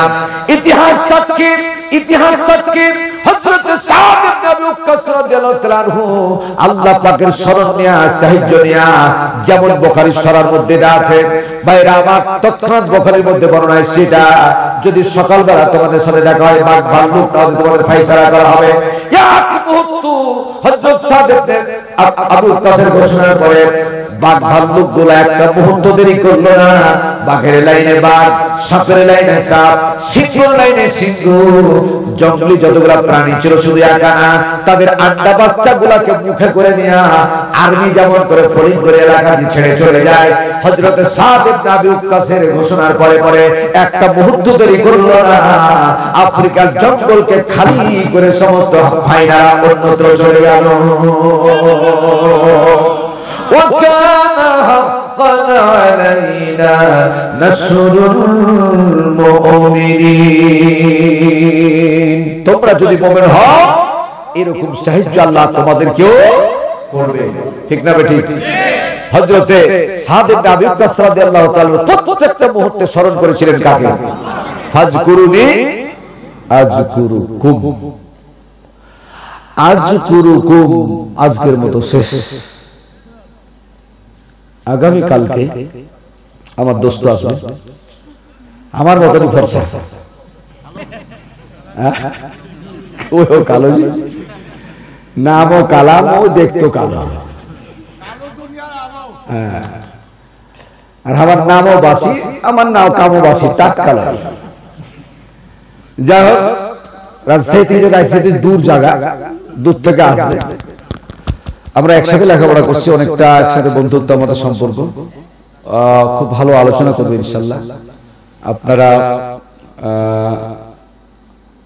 দূর দূরান্ত থেকে যারা এসেছেন একজন আরেকজনকে নিয়ে আসবেন। যদি লম্বা সময় অন্তত 2 দিন হয়, ফাজকুরুনি আযকুরুকুম, এটার আংশিক বললাম, আংশিক গুরুত্বপূর্ণ তথ্য আল্লাহর সাহায্য কিভাবে নেমে আসে, অনেকটা জিহাদের ময়দানে এর প্রমাণ আছে, ঠিক না? একজন সাহাবী, একজন মাত্র সাহাবীর বিপরীতে 1 লক্ষ কাফের সৈন্যরা ময়দান ছেড়ে পালিয়ে গিয়েছিল, ঠিক কিনা? আর একটু জোরে বলেন, ঠিক না বেটি? হযরত খালিদ বিন ওলীদ, ঠিক না বেটি? হযরত খালিদ বিন ওলীদ এই সাহায্য কে এসে দিয়েছিলেন? কার পক্ষ থেকে এসেছিল? কেন এসেছিল? আজকে আমাদের সাহায্য আসে না কেন? এই কথাগুলি খুব জরুরি, খুব জরুরি। একটা মাত্র কারণ, হাম কোরআন কো ছোড়া আর কোরআন ভি মালিক হামকো ছোড় দে। আমরা কোরআন ছেড়ে দিয়েছি, যার কারণে কোরআনের মালিক আমাদের উপর থেকে তার দয়া উঠায় নিয়েছে। আমরা যদি আজ তওবা করি, ইস্তেগফার করি, আল্লাহ এক কথায়, হেডলাইন এক কথায়, আল্লাহ যে কাজে নারাজ সেটা কাজ করব, আল্লাহ যে কাজে অসন্তুষ্ট ওই কাজ আমরা করব, আল্লাহ যে কাজে সন্তুষ্ট ওই কাজ আমরা সবাই করব, ঠিক না বেটি? আল্লাহ তাআলা আমাদের সকলকে এই আমল করার তৌফিক দান করুন, বলেন আমিন। জবান খুলে বলুন আমিন। কিছু বলবেন? اللهم آمين. ربنا ظلمنا أنفسنا وإن لم تغفر لنا وترحمنا لنكونن من الخاسرين. ربنا لا تزغ قلوبنا بعد إذ هديتنا وهب لنا من لدنك رحمة إنك أنت الوهاب. رب اغفر لي ولوالدي وللمؤمنين يوم يقوم الحساب. رب ارحمهما كما ربياني صغيرا. رب ارحمهما كما ربيانا صغيرا. اللهم احفظنا من كل بلاء الدنيا وعذاب الآخرة. اللهم ارزقنا حلالا طيبا ورزقا كبيرا. ربنا وآتنا ما وعدتنا على رسلك ولا تخزنا يوم القيامة إنك لا تخلف الميعاد. ربنا العالمين মাগরিবের পর থেকে শুরু করে রাত্রি 1:45 বাজতে চলেছে, গভীর রজনী পর্যন্ত তোমার বান্দা বান্দীদেরকে নিয়ে আমরা যারা কথা বলেছি, আমরা সবাই মানুষ, কথা বলতে গিয়া মনের অজান্তে যদি কোনো ভুল কথা বেরিয়ে থাকে, আল্লাহ তাআলা মেহেরবানি করে দয়া করে তোমার গোলাম হিসেবে মাফ করো। আল্লাহ তাআলা আমরা যারা তোমার দরবারে হাত তুলেছি, আকাশের নিচে জমিনের ভিতরে আমাদের চেয়ে বড় গুনাহগার কেউ নাই। গুনাহ করতে করতে জীবনটা বরবাদ করে দিয়েছি। গুনার দিকে তাকালে জাহান্নাম ছাড়া কিছু দেখা যায় না। টুটাফাটা আমলের দিকে তাকালে এই সমস্ত আমলের দ্বারা জান্নাতের আশা করতে পারি না। আল্লাহ তাআলা আমাদের গুনাহের দিকে না তাকায়া রহমানুর রহিম গফুর রহিম নামের বরকতে তোমার বন্ধুর দিকে তাকায়া তার উম্মত হিসেবে তুমি আমাদেরকে মাফ করে দাও। রব্বুল আলামিন দুনিয়ার কতগুলো ভিক্ষুক এক দরজায় ভিক্ষা করতে যদি যায়, ভিক্ষা যদি না পায় আরেকটা দরজায় যায়, সেখানে ভিক্ষা না পেলে আরেকটা দরজায় যায়। আমরা এমন এক ভিক্ষুক, এমন একটা মহান দরবারে হাত তুলেছি, গভীর রজনীতে তুমি যদি বলো মাপ দেবো না, ক্ষমা করবো না, তোমার মতো দয়ার মাওলা পাবো কোথায়? তুমি যদি বলো মাপ দেবো না, ক্ষমা করবো না, গভীর রজনীতে তোমার কোরআন প্রেমিক বান্দা বান্দীদেরকে নিয়ে কার দরজায় যাবো? রব্বুল আলামিন গোটা বিশ্বব্যাপী মুসলমান নিধন চলছে। আল্লাহ তাআলা পৃথিবীর সব জায়গায় মুসলমানকে ধ্বংস করার জন্য চক্রান্ত চলতেছে। আল্লাহ তাআলা যত বড় চক্রান্ত করুক না কেন, আল্লাহ তোমার বুদ্ধিমত্তার কাছে, তোমার হিকমতের কাছে তারা পরাজয় ঘটবে। আল্লাহ তাআলা মেহেরবানি করে দয়া করে আমাদের প্রতি রাগ করো না। একটি কথা বারবার মনে আছে, হামান, সাদ্দাত, ফেরাউন, আবু জেহেল, উতবা, সাইবা, মুগীরা সবাই তোমার সাথে, তোমার নবীদের সাথে ওপেন চ্যালেঞ্জ করে গুনাহ করেছিল। আমরা যতই গুনাহ করি না কেন, একজন চ্যালেঞ্জ করে গুনাহ করি নাই। আল্লাহ তাআলা মেহেরবানি করে, না জানার কারণে আমরা গুনাহ করেছি, না বুঝার কারণে গুনাহ করেছি, শয়তানের ওয়াসওয়াসায় পড়ে গুনাহ করেছি। আল্লাহ তাআলা আমাদের গুনাহ দিকে না তাকায়া, রহমতি বরকতি নজরে তাকায়া জিন্দেগীর সমস্ত গুনাহ আল্লাহ তুমি মাফ করে দাও। রব্বুল আলামিন, বাজারে ধান বিক্রি করতে গেলে ধানের সঙ্গে যেমন পাতান বিক্রি হয়ে যায়, ভালো তরকারির সঙ্গে পচা তরকারি বিক্রি হয়ে যায়। আমার সাথে যারা হাত তুলেছেন, চোর থাকতে পারে, জেনাকর থাকতে পারে, মদখোর থাকতে পারে, বেনামাজ থাকতে পারে, খারাপ মানুষ যেমন আছে, আল্লাহ ভালো বান্দা এখানে আছে, বান্দি আছে, চুল পাকা দাড়ি পাকা বান্দা বান্দি আছে, মাসুম বাচ্চারা আছে, হাফেজে কোরআনরা আছে, আলেমে দ্বীনরা আছে। আল্লাহ তোমার কাবা জিয়ারত করা বান্দা বান্দি হয়তো এখানে আছে। আয় আল্লাহ তাআলা, জানি না কোন হাতখানা তোমার পছন্দ, ওই হাতের বরকতে আমাদের মতো গুনাহগারদের আল্লাহ তুমি মাফ করে দাও। রব্বুল আলামিন, আমার কলিজার টুকরা যুবকেরা এই তাফসীর মাহফিল আয়োজন করেছে, আল্লাহ সবাইকে তুমি নামাজি বানিয়ে দিও, মা বাবার খেদমতগার বানিয়ে দিও, সৎ পথে চলার তৌফিক দিও, সৎ পথে উপার্জন করার তৌফিক দান করে দিও। আমার ভাইরা, যত ভাই বোনেরা হাত তুলেছেন, মা বোনেরা হাত তুলেছেন, জানি না কার কলিজার মধ্যে কোন ব্যথার বেদনা, সমস্ত ব্যথা বেদনা তুমি দূর করে দাও। ও আল্লাহ, গোটা বিশ্ব থেকে করোনাকে আল্লাহ তুমি শেষ করে দাও, উঠায় দাও। খাস করে আমাদের জন্মভূমি মাতৃভূমি বাংলাদেশ থেকে আল্লাহ করোনাকে আল্লাহ নিপাত করে দাও। আল্লাহ করোনার ছবল থেকে বাংলাদেশকে, বাংলাদেশের মানুষকে আল্লাহ হেফাজত করো। রব্বুল আলামিন, এই মাসটি হলো এই 16 কি বলে 16 ডিসেম্বর, আল্লাহ তাআলা স্বাধীনতা দিবস। রব্বুল আলামিন বাংলাদেশ স্বাধীনতার জন্য আর অনেকগুলি লক্ষ লক্ষ মা বোনরা বাংলাদেশকে স্বাধীন করার জন্য তাদের ইজ্জত সংগ্রাম হারিয়েছে। আল্লাহ অনেক বীর মুক্তিযোদ্ধা দুনিয়া থেকে বিদায় নিয়েছেন। রব্বুল আলামিন দেশের জন্য, দেশের স্বাধীনতার জন্য যারা জীবন দিয়েছেন, আল্লাহ শহীদের মর্যাদা আল্লাহ তুমি তাদের নসিব করে দাও। রব্বুল আলামিন যারা দুনিয়াতে বেঁচে আছেন, আল্লাহ তাদেরকে সুস্থ রাখো, ঈমানের সাথে রাখো। বাংলাদেশ যারা পরিচালনা করছেন, আল্লাহ এই মেহেরবানি করে দয়া করে সকলের কলিজার মধ্যে জবাবদিহিতামূলক জীবন গঠনের তৌফিক দান করে দাও। মৃত্যুকে বেশি বেশি স্মরণ করার তৌফিক দান করে দাও। রব্বুল আলামিন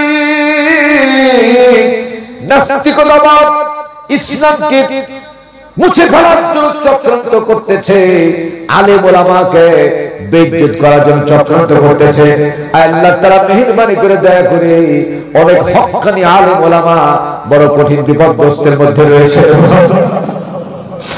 আল্লাহ তাআলা আজ তাফসীরের শব্দটি এখানে আমরা দেখতে পাচ্ছি, আজ থেকে 50 বছর পূর্বে, 45 থেকে 50 বছর পূর্বে এই ময়দানে তাফসীর হতো না। ভাইরা আমার, কলিজার টুকরা মা বোনেরা আমার, প্রাণ খুলে দোয়া করবেন। তোমার যে বান্দা, তোমার যে গোলাম, কোরআনের পাখি, এই মাঠে ময়দানে ঘাটে মাঠে কোরআনের তাফসীরকে যিনি প্রতিষ্ঠিত করেছেন, আজকে বড় বিপদগ্রস্ত তিনি। আল্লাহ তোমার কোরআনের পাখিকে কোরআনের ময়দানে আল্লাহ তুমি কবুল করে নাও। এত কঠিন পরীক্ষা তুমি করো না, মেহেরবানি করে এই মহা বিপদ থেকে আল্লাহ তুমি তাকে উদ্ধার করো। যত আলেম ওলামা বিপদে আছে, সমস্ত আলেম ওলামার প্রতি কাছে রহমত নাযিল করে দাও। নাস্তিক মুরতাদদের ষড়যন্ত্র থেকে আলেম ওলামাকে কুদরতি ভাবে তুমি হেফাজত করো আল্লাহ। রব্বুল আলামিন এই মাহফিলের জন্য যারা টাকা দিয়েছে, পয়সা দিয়েছেন, পরিশ্রম করেছেন, অর্থ দিয়েছেন, রান্না বান্না করে খাবার আয়োজন করেছেন, গত বছর তার আগের বছর সেই বাড়িতে খানা খেয়েছিলাম, এবারও খেয়েছি, প্রাণ করে খেদমত করেছেন, রান্না বান্না করে খাবার আয়োজন করেছেন। আল্লাহ তোমার দরবারে দরখাস্ত করে গেলাম, জান্নাতি খাবার তুমি তাদের জন্য বরাদ্দ করে দিও। এই মহারাজপুর এলাকার প্রতি খাস রহমত নাযিল করে দাও। মহারাজপুর বড় গোরস্থান, এই আশেপাশে যতগুলা গোরস্থানে যত মায়াত আছেন গো মাওলা, তোমার দরবারে ফরিয়াদ, এই হাতখানা দিয়া কাবা শরীফ কত হাজার বার স্পর্শ করেছি আমি জানি না। আল্লাহ তাআলা হাতখানা তোমার দরবারে তুলে ধরলাম গভীর রজনীতে, এলাকার সমস্ত কবরবাসীদের কবর আজ আল্লাহ তুমি মাফ করে দাও। রব্বানা আতিনা ফিদ দুনিয়া হাসানাতাও ওয়া ফিল আখিরাতি হাসানাতাও ওয়া কিনা আযাবান্নার ওয়া আদখিলনাল জান্নাতা মা'আল আবরার। রব্বুল আলামিন, যেদিন আমাদের হায়াত শেষ হয়ে যাবে, মালাকুল মউত যেদিন মাথার উপরে চলে আসবে, রাস্তাঘাটে বেইজ্জত করে মারিও না, নাপাক অবস্থায় মত করিও না, ঈমানি মউত আল্লাহ তুমি নসিব করিও। সর্বোপরি তোমার দরবারে ফরিয়াদ, আমার সফর সঙ্গী হিসেবে আমার সাথে ডাক্তার জামাল ভাই এসেছেন, আমার ভাগ্নে এসেছে, আল্লাহ তাআলা সহ যারা এই মাহফিলের জন্য কষ্ট করে আল্লাহ তাআলা ঠান্ডা উপেক্ষা করে যারা এই মাহফিলে আসলো, যদি তারা চলে যেতেন, কোরআন থেকে যদি বাড়িতে চলে যেতেন, আমি আব্দুল বাসিরের কোনো ক্ষমতা ছিল না। যারা কোরআনের সম্মানার্থে একটা মানুষ গেল না, রাত্রি যত গভীর হয়েছে মানুষ বেশি হয়ে গেছে। আল্লাহ, কোরআন ছেড়ে যারা বাড়িতে গেল না, কবর থেকে জান্নাতের দরজা পর্যন্ত কোরআন আমাদের সাথী বানায়া দিও। আমরা যারা হাত তুলেছি, আমাদের আব্বা আম্মা, দাদা দাদি, নানা নানি, খালা ফুফু, শ্বশুর, আত্মীয় স্বজন যারা কবরবাসী হয়ে গেছেন, আল্লাহ দয়া করে সকলের কবর আযাবকে মাফ করে দাও। আল্লাহ, যাদের অর্থ দিয়েছো, সম্পদ দিয়েছো, মেহেরবানি করে তোমার কাছে ফরিয়াদ, কাবা জিয়ারত না করায়া, সোনার মক্কা মদিনা জিয়ারত না করায়া আল্লাহ দুনিয়া থেকে তুমি তাদেরকে দিও না। যেই মুহূর্তে আমাদের হায়াত শেষ হয়ে যাবে, আল্লাহ মৃত্যুর আগ মুহূর্তখানে তোমার নবীকে এক নজর দেখার তৌফিক দান করে দিও। আর শেষ নিঃশ্বাস ত্যাগের সময় আল্লাহ ঈমানের সাথে মরতে পারে আল্লাহ তৌফিক দান করে দিও। ও ভাইরা, মায়েরা, বোনেরা, আমি আপনাদের ছোট ভাই, কারি বড় ভাই, কারি বাবার মতো, ছেলের মতো, সকলের কাছে আমি দোয়া চাই, আল্লাহ তোমার কোরআনের কথা বলার যে যোগ্যতা, যে কঠিন যোগ্যতা, এলেম, আমল আর সব কিছু আল্লাহ তোমার গোলাম আব্দুল বাসিরকে তুমি দান করে দাও। আল্লাহ, মৃত্যুর আগ মুহূর্ত পর্যন্ত কণ্ঠকে তুমি কেড়ে নিও না, তোমার জন্য যেন খরচ করতে পারি তৌফিক দান করে দিও।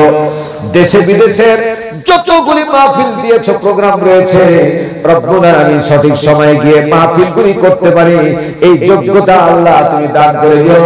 রাস্তা পথ সুগম করে দিও, ইঞ্জিন গাড়ি আল্লাহ ড্রাইভারকে আল্লাহ তুমি হেফাজত করিও। সুবহান রাব্বিকা রাব্বিল ইজ্জাতি আম্মা ইয়াসিফুন ওয়া সালামুন আলাল মুরসালিন ওয়ালহামদুলিল্লাহি রাব্বিল আলামিন ওয়া জাল আখিরা কালামিনা ইনদাল মাউতি লা ইলাহা ইল্লাল্লাহু মুহাম্মাদুর রাসূলুল্লাহ সাল্লাল্লাহু আলাইহি ওয়াসাল্লাম। আসসালামু আলাইকুম ওয়া রাহমাতুল্লাহ।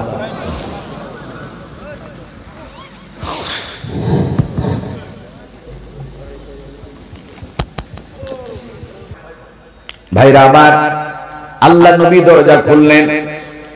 দরজা খোলার পরে দেখলেন সুন্দর চেহারার, টকটকে চেহারা একজন যুবক দাঁড়ায়া। রাসূল জিজ্ঞেস করলেন, মা ইসমুকা, তোমার নাম কি? আগন্তুক ব্যক্তি বলছে, ইসমে জুনাইদ, আমার নাম হলো জুনাইদ, আমার নাম হলো জুনাইদ। আনা ইয়াহুদি, আমি হলাম একজন ইহুদি, আমি একজন ইহুদি। নবীজি জিজ্ঞেস করতেছেন, কোথায় যাইবা, কোত্থেকে এসেছো, কোথায় যাইবা? ইহুদি জুনাইদ বলতেছে, হে মুসলমানদের নেতা, আমি প্রকৃতপক্ষে অন্যদিকে যেতে চেয়েছিলাম, কিন্তু পথ ভুল করে আপনার এখানে এসে পড়েছি। আল্লাহ নবী তৎক্ষণাৎ বললেন, জুনাইদ রে, ভুল বলিও না, ভুল রাস্তায় তুমি আসো না, এটাই হলো তোমার সঠিক রাস্তা। আল্লাহ নবী দরজা খুললেন, জুনাইদকে ভিতরে নিলেন। এই গভীর রাত্রিতে কোথায় যাইবা? নবীজি সুন্দর করে নিজে হাতে বিছানা তৈরি করে দিলেন। বিশ্ব নেতা কাকে বলে? রাহমাতুল লিল আলামিন কাকে বলে? আমার ভাইরা, আল্লাহর নবী শুধু একটা দেশের প্রেসিডেন্ট ছিলেন না, নবীজি ছিলেন গোটা পৃথিবীর প্রেসিডেন্ট। কথা বলেন ঠিক কিনা? আজ একটা ওয়ার্ড মেম্বার এরকম করে বিচার করে দিবে? এই ভাবো কে তুমি? কিন্তু বিশ্ব নেতার আদর্শ দেখুন, নিজের হাতে বিছানা তৈরি করলেন, জুনাইদের নিশ্চিন্তে তুমি ঘুমাও, যে